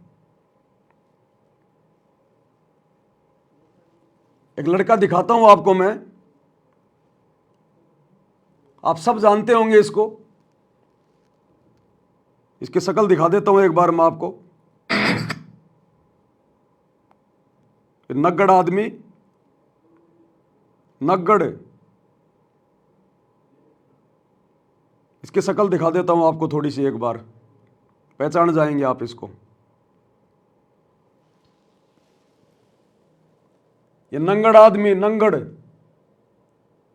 कपड़े उपड़े निकाल के बैठा हुआ है, नंगा होके, नीचे पहन रखा नहीं पहन रखा हमें नहीं पता, क्योंकि नीचे का दिखाई नहीं दे रहा कुछ। ये लड़का जिसको आप जी बॉलीवुड का एक्टर ऋषि राज मानते हो, ऋषि राज, जिसने इन सतलोक आश्रमों से दीक्षा ले रखी है, इसके गले में क्या, ध्यान से देख लो, इसके गले में क्या है, देख लो। ये गुरु गलत यूं होत हैं नानक जेहा पंथ, सतगुरु रामपाल जी का लोकेट। कई बार आपने इसको आश्रमों में भी देखा होगा। बॉलीवुड की गंदगी में पड़ा हुआ है, जिस गंदगी में ये पहले पड़ा हुआ था बॉलीवुड में, उसी गंदगी में आज भी पड़ा हुआ है। सतगुरु से उपदेश लेने के बाद भी जो भड़वागिरी का धंधा ये पहले करता था, फिल्मों में काम करना, सीरियल में काम करना, वही भड़वागिरी का धंधा ये आज भी कर रहा है। कोई इसको बोलने वाला नहीं है, आश्रम में कोई इसको शिक्षा नहीं देता, कोई नहीं समझाता इसको, क्योंकि मोटा पैसा दान धर्म का देता आश्रम में। तो गुरु के परिवार को तो पैसा ही चाहिए, भक्ति जाओ भाड़ में।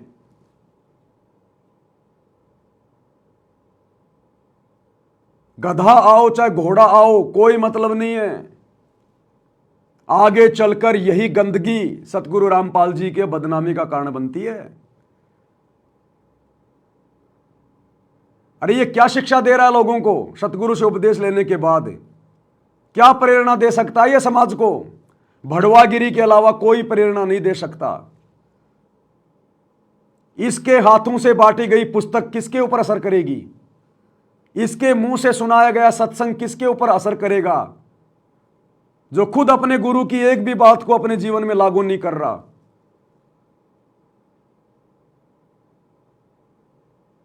सरेआम अपना वीडियो बना के डाल रहा है। इस निकम्मे को शर्म नहीं आई? कम से कम ये भड़वागिरी का धंधा करने से पहले अपने गुरु का लोकेट तो गले से निकाल देता।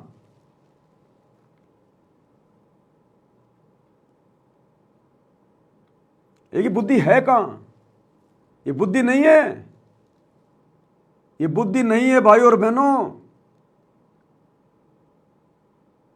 आज भी सतलोक आश्रमों से जुड़े हुए भाई बहन 99% जो सार शब्द प्राप्त हैं, जिनको शतनाम मिल गया, जिनको सारनाम मिल गया, जिनकी 50-50 साल की 60-60 साल की उम्र हो रही है, आज भी उन्होंने संभोग करना नहीं छोड़ा,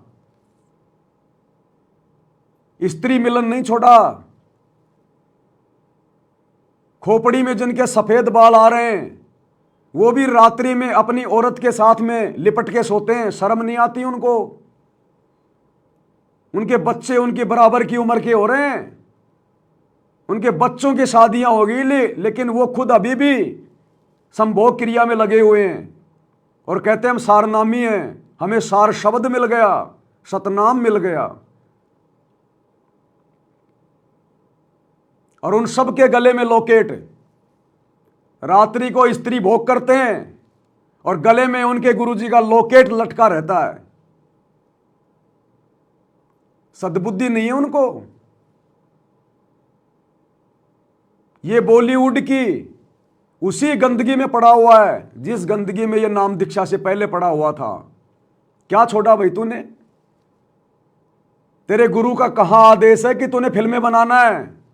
अरे तेरा गुरु तो अपने भक्तों को आदेश देता कि हमने फिल्में नहीं देखनी, ये फिल्मी गाने नहीं सुनने, ये फालतू के शंकर महादेव पार्वती के रामायण महाभारत के नाटक सीरियल नहीं देखने।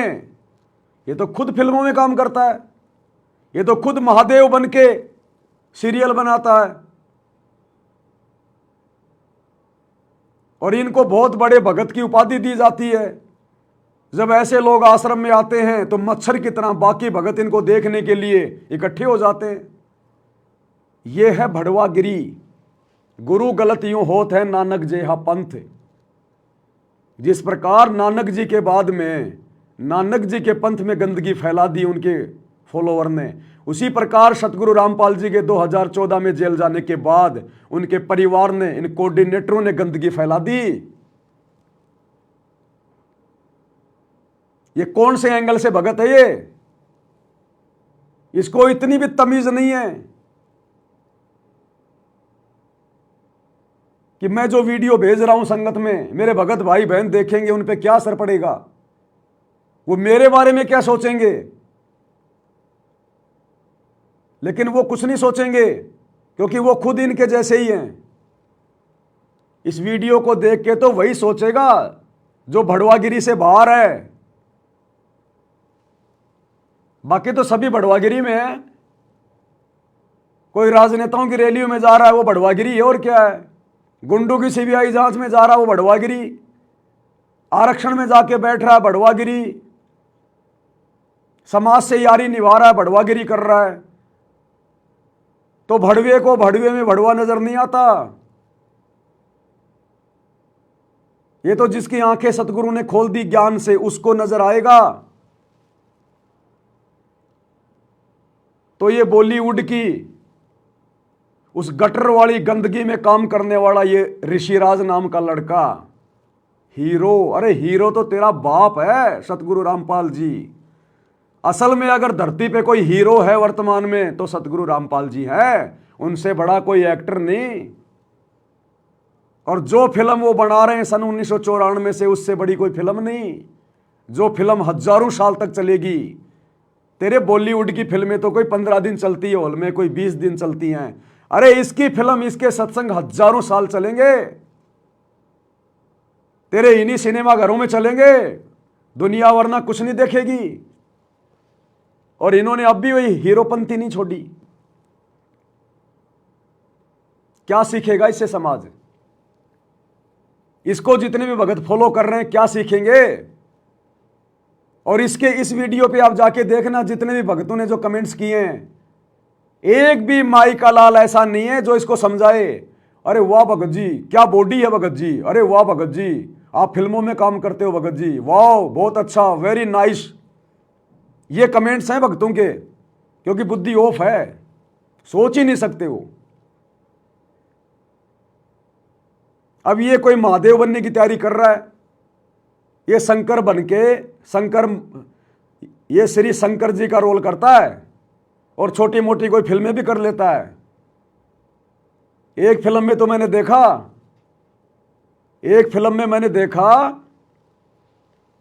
एक टोवेल के अंदर नारियल बांध के और 2-4 लोगों का ये सिर फोड़ रहा है।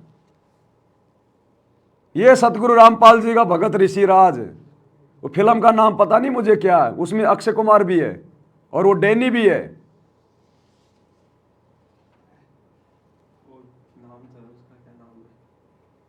पता नहीं क्या नाम है, क्या लेना देना अपने को। ऐसे भड़वों की फिल्मों का नाम भी लेना बेकार है। इन भड़वों की फिल्मों का तो नाम लेना भी बेकार है, नहीं तो कोई देखेगा बेचारा, उसका समय बर्बाद होगा। तो उसके अंदर वो टोवेल में नारियल बांध के और ये लोगों के सिर फोड़ रहा है। इनको नकली काम करने बहुत अच्छे लगते हैं। इन्होंने यही सीखा है इन आश्रमों में, मिट्टी के नकली बैल, नकली काम। इनका भगवान नकली दाढ़ी मूछ वाला, तो ये असली काम कहां से करेंगे? तो नकली एक्टिंग कर रहा है, ये नकली फिल्में बना रहा है। इसकी फिल्में क्या देंगे समाज को?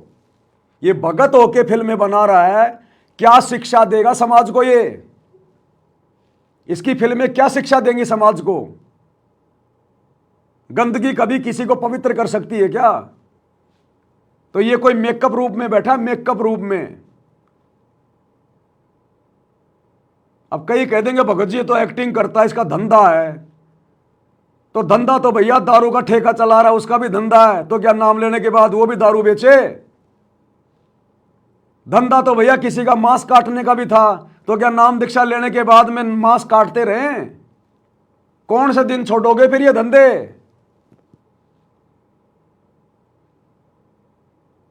अरे जिस बॉलीवुड की गंदगी ने समाज को सबसे ज्यादा बिगाड़ा, तुम्हारे गुरु के भक्ति मार्ग में सबसे ज्यादा गंदगी किसने फैलाई? तो इन फिल्मों ने, इन धारावाहिक ने, इन सीरियल ने। तुम्हारा गुरु तो इन नकली ब्रह्मा विष्णु महेश की, शंकर भगवान की असलियत को सबके सामने लाना चाहता है। और ये शंकर भगवान का रोल करके, महादेव का रोल करके, ये दुनिया के दिलो दिमाग में इन नकली भगवानों की महिमा को जमा रहा है। अरे डूब के मर जाना चाहिए इसको। अगर इसको कोई 20 करोड़ रुपए दे तो भी इसने ये रोल नहीं करना चाहिए शंकर जी का। अरे अब तू भगत बन गया, तेरे को परमात्मा ने भगत का रोल दे दिया, अभी भी तू काल के बेटे का रोल कर रहा है। तो ये मेकअप रूम में बैठा है, और वो जो मेकअप करने वाला इसका मेकअप कर रहा है, इसके झूठे बाल लगा रहा है, नकली बाल लगाएगा, इसके थोबड़े को पता नहीं लाल काला पीला करेगा, पाउडर पाउडर क्रीम करम क्या लगाते हो मेकअप में, नकली इसको वो कपड़े पहनाएगा और महादेव बना के खड़ा कर देगा। और गले में लटका रखी है सतगुरु रामपाल जी की फोटो। दुनिया को संदेशा दे रहा है कि सतगुरु रामपाल जी की भक्ति में ये फिल्में देखना कुछ मना नहीं है। वो तो सतगुरु रामपाल जी ने फालतू में ऐसे बोल दिया, देखो मैं तो उनका भगत हूं, मैं तो फिल्में में काम करता हूं, मैं तो फिल्में बनाता हूं। क्या ये किसी को कहेगा कि फिल्में मत देखना? क्या ये बंदा किसी को कह सकता है जो खुद फिल्में बनाता है कि भैया फिल्में मत देखो, फिल्में मत देखो? तो ये काहे का भगत है? ये गुरु कह रहा है फिल्में नहीं देखनी और ये फिल्म बना रहा है, तो ये कैसे दुनिया को कहेगा कि फिल्में नहीं देखनी? ऐसे गधे आश्रमों में लाके बांध दिए गए, पता ही नहीं चल रहा गधा कौन है, घोड़ा कौन है। और इनको परम भगत समझे जा रहे हैं। इनको देख के भगत बड़े प्रभावित होते हैं, ओ हो ऋषिराज भगत आ गया, ऋषिराज भगत आ गया। नाम तो ऋषिराज यानी परम भगत, ऋषियों में सर्वश्रेष्ठ, और काम गधे से भी गया बीता, कुत्ते से भी गया बीता काम। बॉलीवुड तो बढ़ुओं की मंडली है, बढ़ुओं की मंडली, जिन्होंने तुम्हारे गुरु के भक्ति मार्ग में सबसे ज्यादा बाधा पैदा कर रखी है।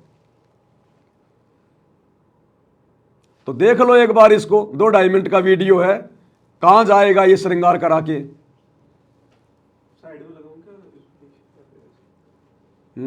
उसके अंदर लगाऊं क्या वीडियो साइड में? ना वैसे देख लेंगे, क्या इसकी शक्ल दिखा के क्या करना है? ऐसों की तो शक्ल देखना भी पाप है, ये तो मेरी मजबूरी है, मैं दिखा रहा हूं। परमात्मा कहते हैं जानबूझ सांची तजय करे झूठ से ने, ये जानबूझ के तो बकवाद कर रहा है। और ऐसे लोगों की तो संगति प्रभु सपन में भी ना दे। इन्हीं के लिए कहा परमात्मा ने, पापी प्रभात ना भेटो मुख देखे पाप लगे जिसका, 9 मास गर्भ में तराश दी धिक्कार जन्म इसकी मां का। और ऐसे लोगों को जो सपोर्ट कर रहे हैं भगत, धिक्कार है उनकी माताओं को। ऐसे निकम्मों को तो गर्भ में मर जाना चाहिए था, गर्भ के अंदर, ताकि आज ऐसे परम संत की बदनामी का कारण ना बनते। अब पाओगे तुम मोक्ष अपने गुरु जी के सतलोक जाने के बाद। अरे जब गुरु के रहते सहते ये परम भगत भड़वागिरी नहीं छोड़ रहे, तो गुरु के सतलोक जाने के बाद तो मोक्ष पाओगे क्या? इसलिए दास कहता जब तक गुरु है तब तक भक्ति है, तब तक मोक्ष है, बाद में कुछ नहीं मिलेगा। तो देख लो इसका मेकअप करवा रहा नंगा होके, किसको दिखा रहा है अपनी छाती? ये गुंडे मवाली लोग घूमते हैं ऐसे। ये गुंडे मवालियों को भी शर्म है, वो कम से कम जो है मतलब कि बनियान तो पहनते हैं। इसको शर्म नहीं आई कि तू वीडियो बनाएगा फिर तू संगत में डालेगा, संगत क्या सोचेगी? लेकिन शर्म नाम की चीज है ही नहीं, क्योंकि बॉलीवुड वालों को अगर शर्म आ गई तो फिर तो पूरा देश ना सुधर जाएगा। तो भड़वों को शर्म थोड़ी होती है। देख लो ये क्या मेकअप करवा रहा है और क्या बनेगा ये। और भगत है, तुम्हारा गुरु भाई है, ऐसा वैसा मत समझना इसको। तुम्हारा गुरु भाई है, ऋषिराज एक्टर। कई भगत तो इसीलिए इसकी चापलूसी करते हैं कि मेरे को भी छोटा मोटा कोई फिल्मों में कोई चपड़ासी का रोल मिल जाएगा। देख लो अपने भगत भाई को एक बार।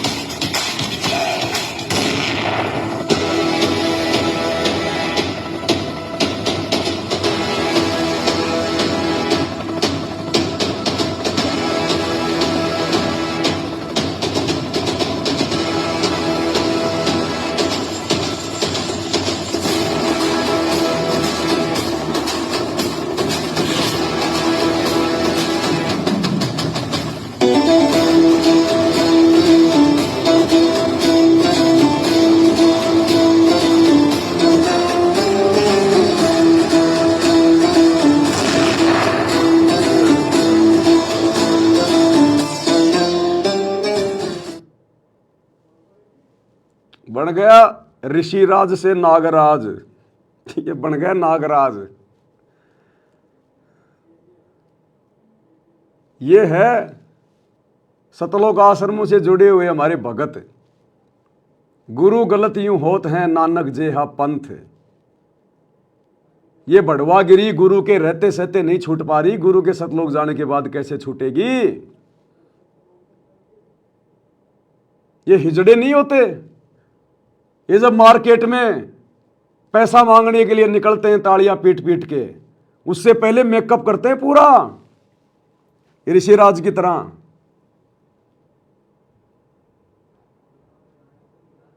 ये है वो गंदगी, बॉलीवुड की गंदगी। अब ये बन गया, देखो अब कौन से एंगल से तुम्हारे को ये भगत नजर आ रही है।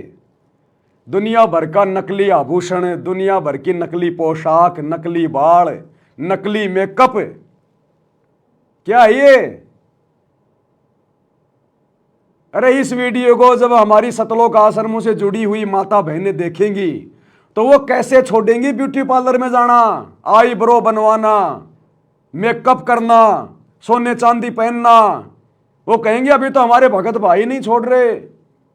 जब हमारा गुरु भाई भड़वागिरी नहीं छोड़ रहा तो हम भड़वागिरी क्यों छोड़ें? हम भी तो उसी गुरु की चेली हैं। भक्ति विधान ये कहता है कि ऐसे भड़ुओं को, इसने तो नाम ले रखा है, अगर नाम नहीं ले रखा है तो भी ऐसे भड़ुओं को सतगुरु के उस पवित्र स्थान पर आश्रम में पैर टेकने की जगह भी नहीं देनी चाहिए, पैर टेकने की जगह भी। यह सतगुरु का विधान कहता है। और ये भगत होके भड़वागिरी कर रहे हैं, बॉलीवुड की उस गंदगी में रमे हुए हैं, ये दुनिया भर का पाखंड कर रहे हैं। क्या शिक्षा देगा ये समाज को? अन्य लोगों को जब पता चलेगा कि ये सतगुरु रामपाल जी का भगत है, वो कैसे मर्यादा निभाएंगे? कैसे उनमें संघर्ष करने की वो प्रेरणा जागृत होगी? इसलिए तो बेड़ा गर्क हो रखा है, बेड़ा गर्क, 90% संगत का बेड़ा गर्क। इसलिए दास कहता है ये जितने भी आश्रम हैं ये काल की कैद है, काल की कैद। और एक भी भगत मर्यादा में नहीं है, एक भी भगत। जबकि आश्रम संचालकों को चाहिए कि ऐसे निकम्मों को आश्रम में एंट्री भी नहीं होनी चाहिए, जबकि इनका तो स्वागत किया जाता है, स्वागत। तो ये आश्रम है क्या? ये तुम्हारे गुरु ने खुलवाए हैं क्या? ये है मनमाना आचरण।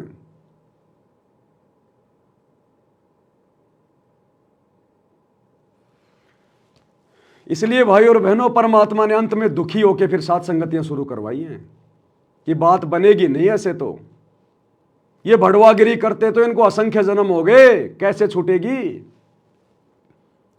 तब परमात्मा ने सात संगति शुरू करवाई है। इसलिए सात संगति में भड़वागिरी के लिए कोई जगह नहीं है। इसलिए यह परमात्मा का 13वां यथार्थ पंथ है। अब कौन से एंगल से भगत है ये? और ये जीने की राह पुस्तक हाथ में लेके, जीने की राह, जीने की राह। अरे तू तो जीना सीख ले पहले। अरे तेरा गुरु जैसा जीवन देना चाहता है वैसा जीवन तू तो सीख ले। उस जीने की राह में इन फिल्म वालों को गुरुजी ने भड़वा बताया, भड़वा। तो तेरे गुरु ने तेरे को तो भड़वा बोल दिया। तू तो भड़वागिरी का काम कर रहा है और दुनिया को जीने की राह पुस्तक बांट के कह रहा जीने की राह, जीने की राह। संत सतगुरु रामपाल जी का ज्ञान समझो। तू तो समझ ले पहले। इसलिए तो गुरु के ज्ञान का किसी पे कोई असर नहीं हो रहा, क्योंकि ज्ञान प्रचार करने वाले खुद ही ज्ञान में नहीं चल रहे। अरे तुमसे तो महात्मा गांधी अच्छा। महात्मा गांधी, एक बुढ़िया का बेटा बहुत ज्यादा मीठा खाता था, तो बुढ़िया ने सोचा कि कहीं भाई बेटे की दिक्कत ना हो जाए, तो सोचा कि महात्मा गांधी जी महापुरुष हैं, उनके वचन में शक्ति है, लोग बड़े बड़े लोग उनकी बात मानते हैं, तो मेरा बेटा भी मानेगा। तो महात्मा गांधी के पास गई, महात्मा जी को प्रणाम किया। बोले महात्मा जी मेरा बेटा बहुत ज़्यादा चॉकलेट खाता है, बहुत ज़्यादा मीठा खाता है, महाराज कल को बीमार हो जाएगा, मेरी बात मानता नहीं। आप महात्मा हैं, बड़े बड़े लोग आपकी बातें मानते हैं, अंग्रेज भी आपकी बातें मानते हैं, मेरा बेटा भी मानेगा। तो महात्मा गांधी ने कहा कि बहन तू 1 सप्ताह के बाद में आना। चली गई। सोचा भाई कोई इमरजेंसी काम होगा, कहीं जाना होगा। 1 सप्ताह के बाद आई तो महात्मा गांधी ने उस लड़के से कहा कि बेटा मीठा मत खाया कर, मीठा स्वास्थ्य के लिए ठीक नहीं होता। तो बेटा बोला ठीक है महाराज जी, नहीं खाऊंगा। बोला जा बेटी।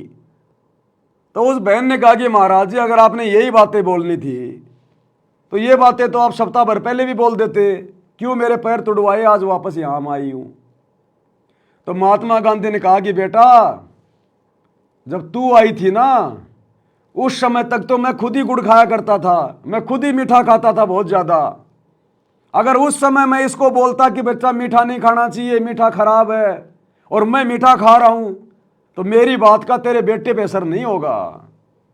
इसलिए पिछले 1 सप्ताह से मैंने मीठा नहीं खाया और ना आगे खाऊंगा आवश्यकता से ज्यादा, इसलिए मेरी बात का तेरे बेटे पे असर होगा। तो बताओ ये बॉलीवुड के ये बढ़वा इसलिए गए। लाइव चल गया। वो कर दूं।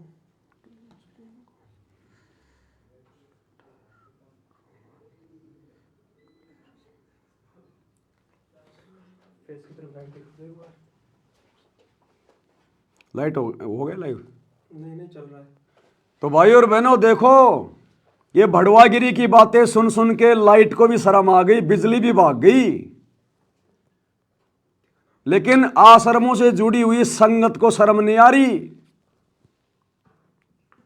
जो ऐसे भड़ुओं को आश्रम में एंट्री दे रही है। बेचारी बिजली शर्मा गई, बिजली कट गई कि मैं भी ऐसे भड़ुओं का, जो अपने गुरु को बदनाम कर रहे हैं नाम लेने के बाद, मैं भी ऐसे भड़ुओं की शक्ल देख के पाप की भागी नहीं बन सकती। बिजली कट गई। इन आश्रमों से जुड़े भाई बहनों को यह भड़वागिरी देख देख के, और इस व्यक्ति को जो कहता है मैं सतगुरु रामपाल जी का भगत हूं और बॉलीवुड की फिल्मों में काम कर रहा है, सीरियल में काम कर रहा है, गंदगी में सना हुआ है, इनको शर्म नहीं आ रही। इसलिए परमात्मा ने 7 संगतियां शुरू करवाई है, 7 संगतियां। तो भाई और बहनों कितना बड़ा सौभाग्य है आप और हम सभी भगत भाई बहनों का, जो परमात्मा ने हमारे ऊपर दया बख्श दी। हमें परमात्मा ने भड़वागिरी से बाहर कर दिया। हम भड़ुओं की शक्ल भी देखना पसंद नहीं करते, भड़वागिरी करना तो बहुत दूर की बात है। गुरु से नाम ले लिया, मोक्ष प्राप्त करेंगे, सतलोक जाएंगे। खाला का घर है, खाला का घर, सतलोक चले जाओगे तुम। ये भड़वागिरी करते करते, मर्यादा तोड़ते तोड़ते। गुरुदेव कहते हैं सतलोक जाना कोई बरवाड़े का कोई बस स्टैंड है क्या, जो रिक्शा करी और तुम पहुंच जाओगे। जोटा लगेगा, जोटा जोर लगेगा।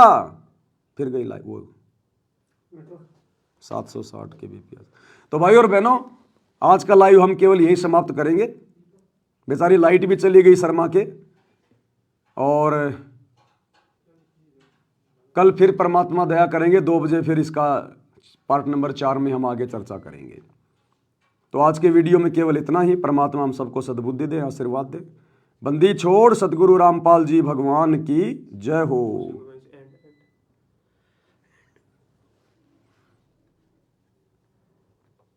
नहीं लगाया था।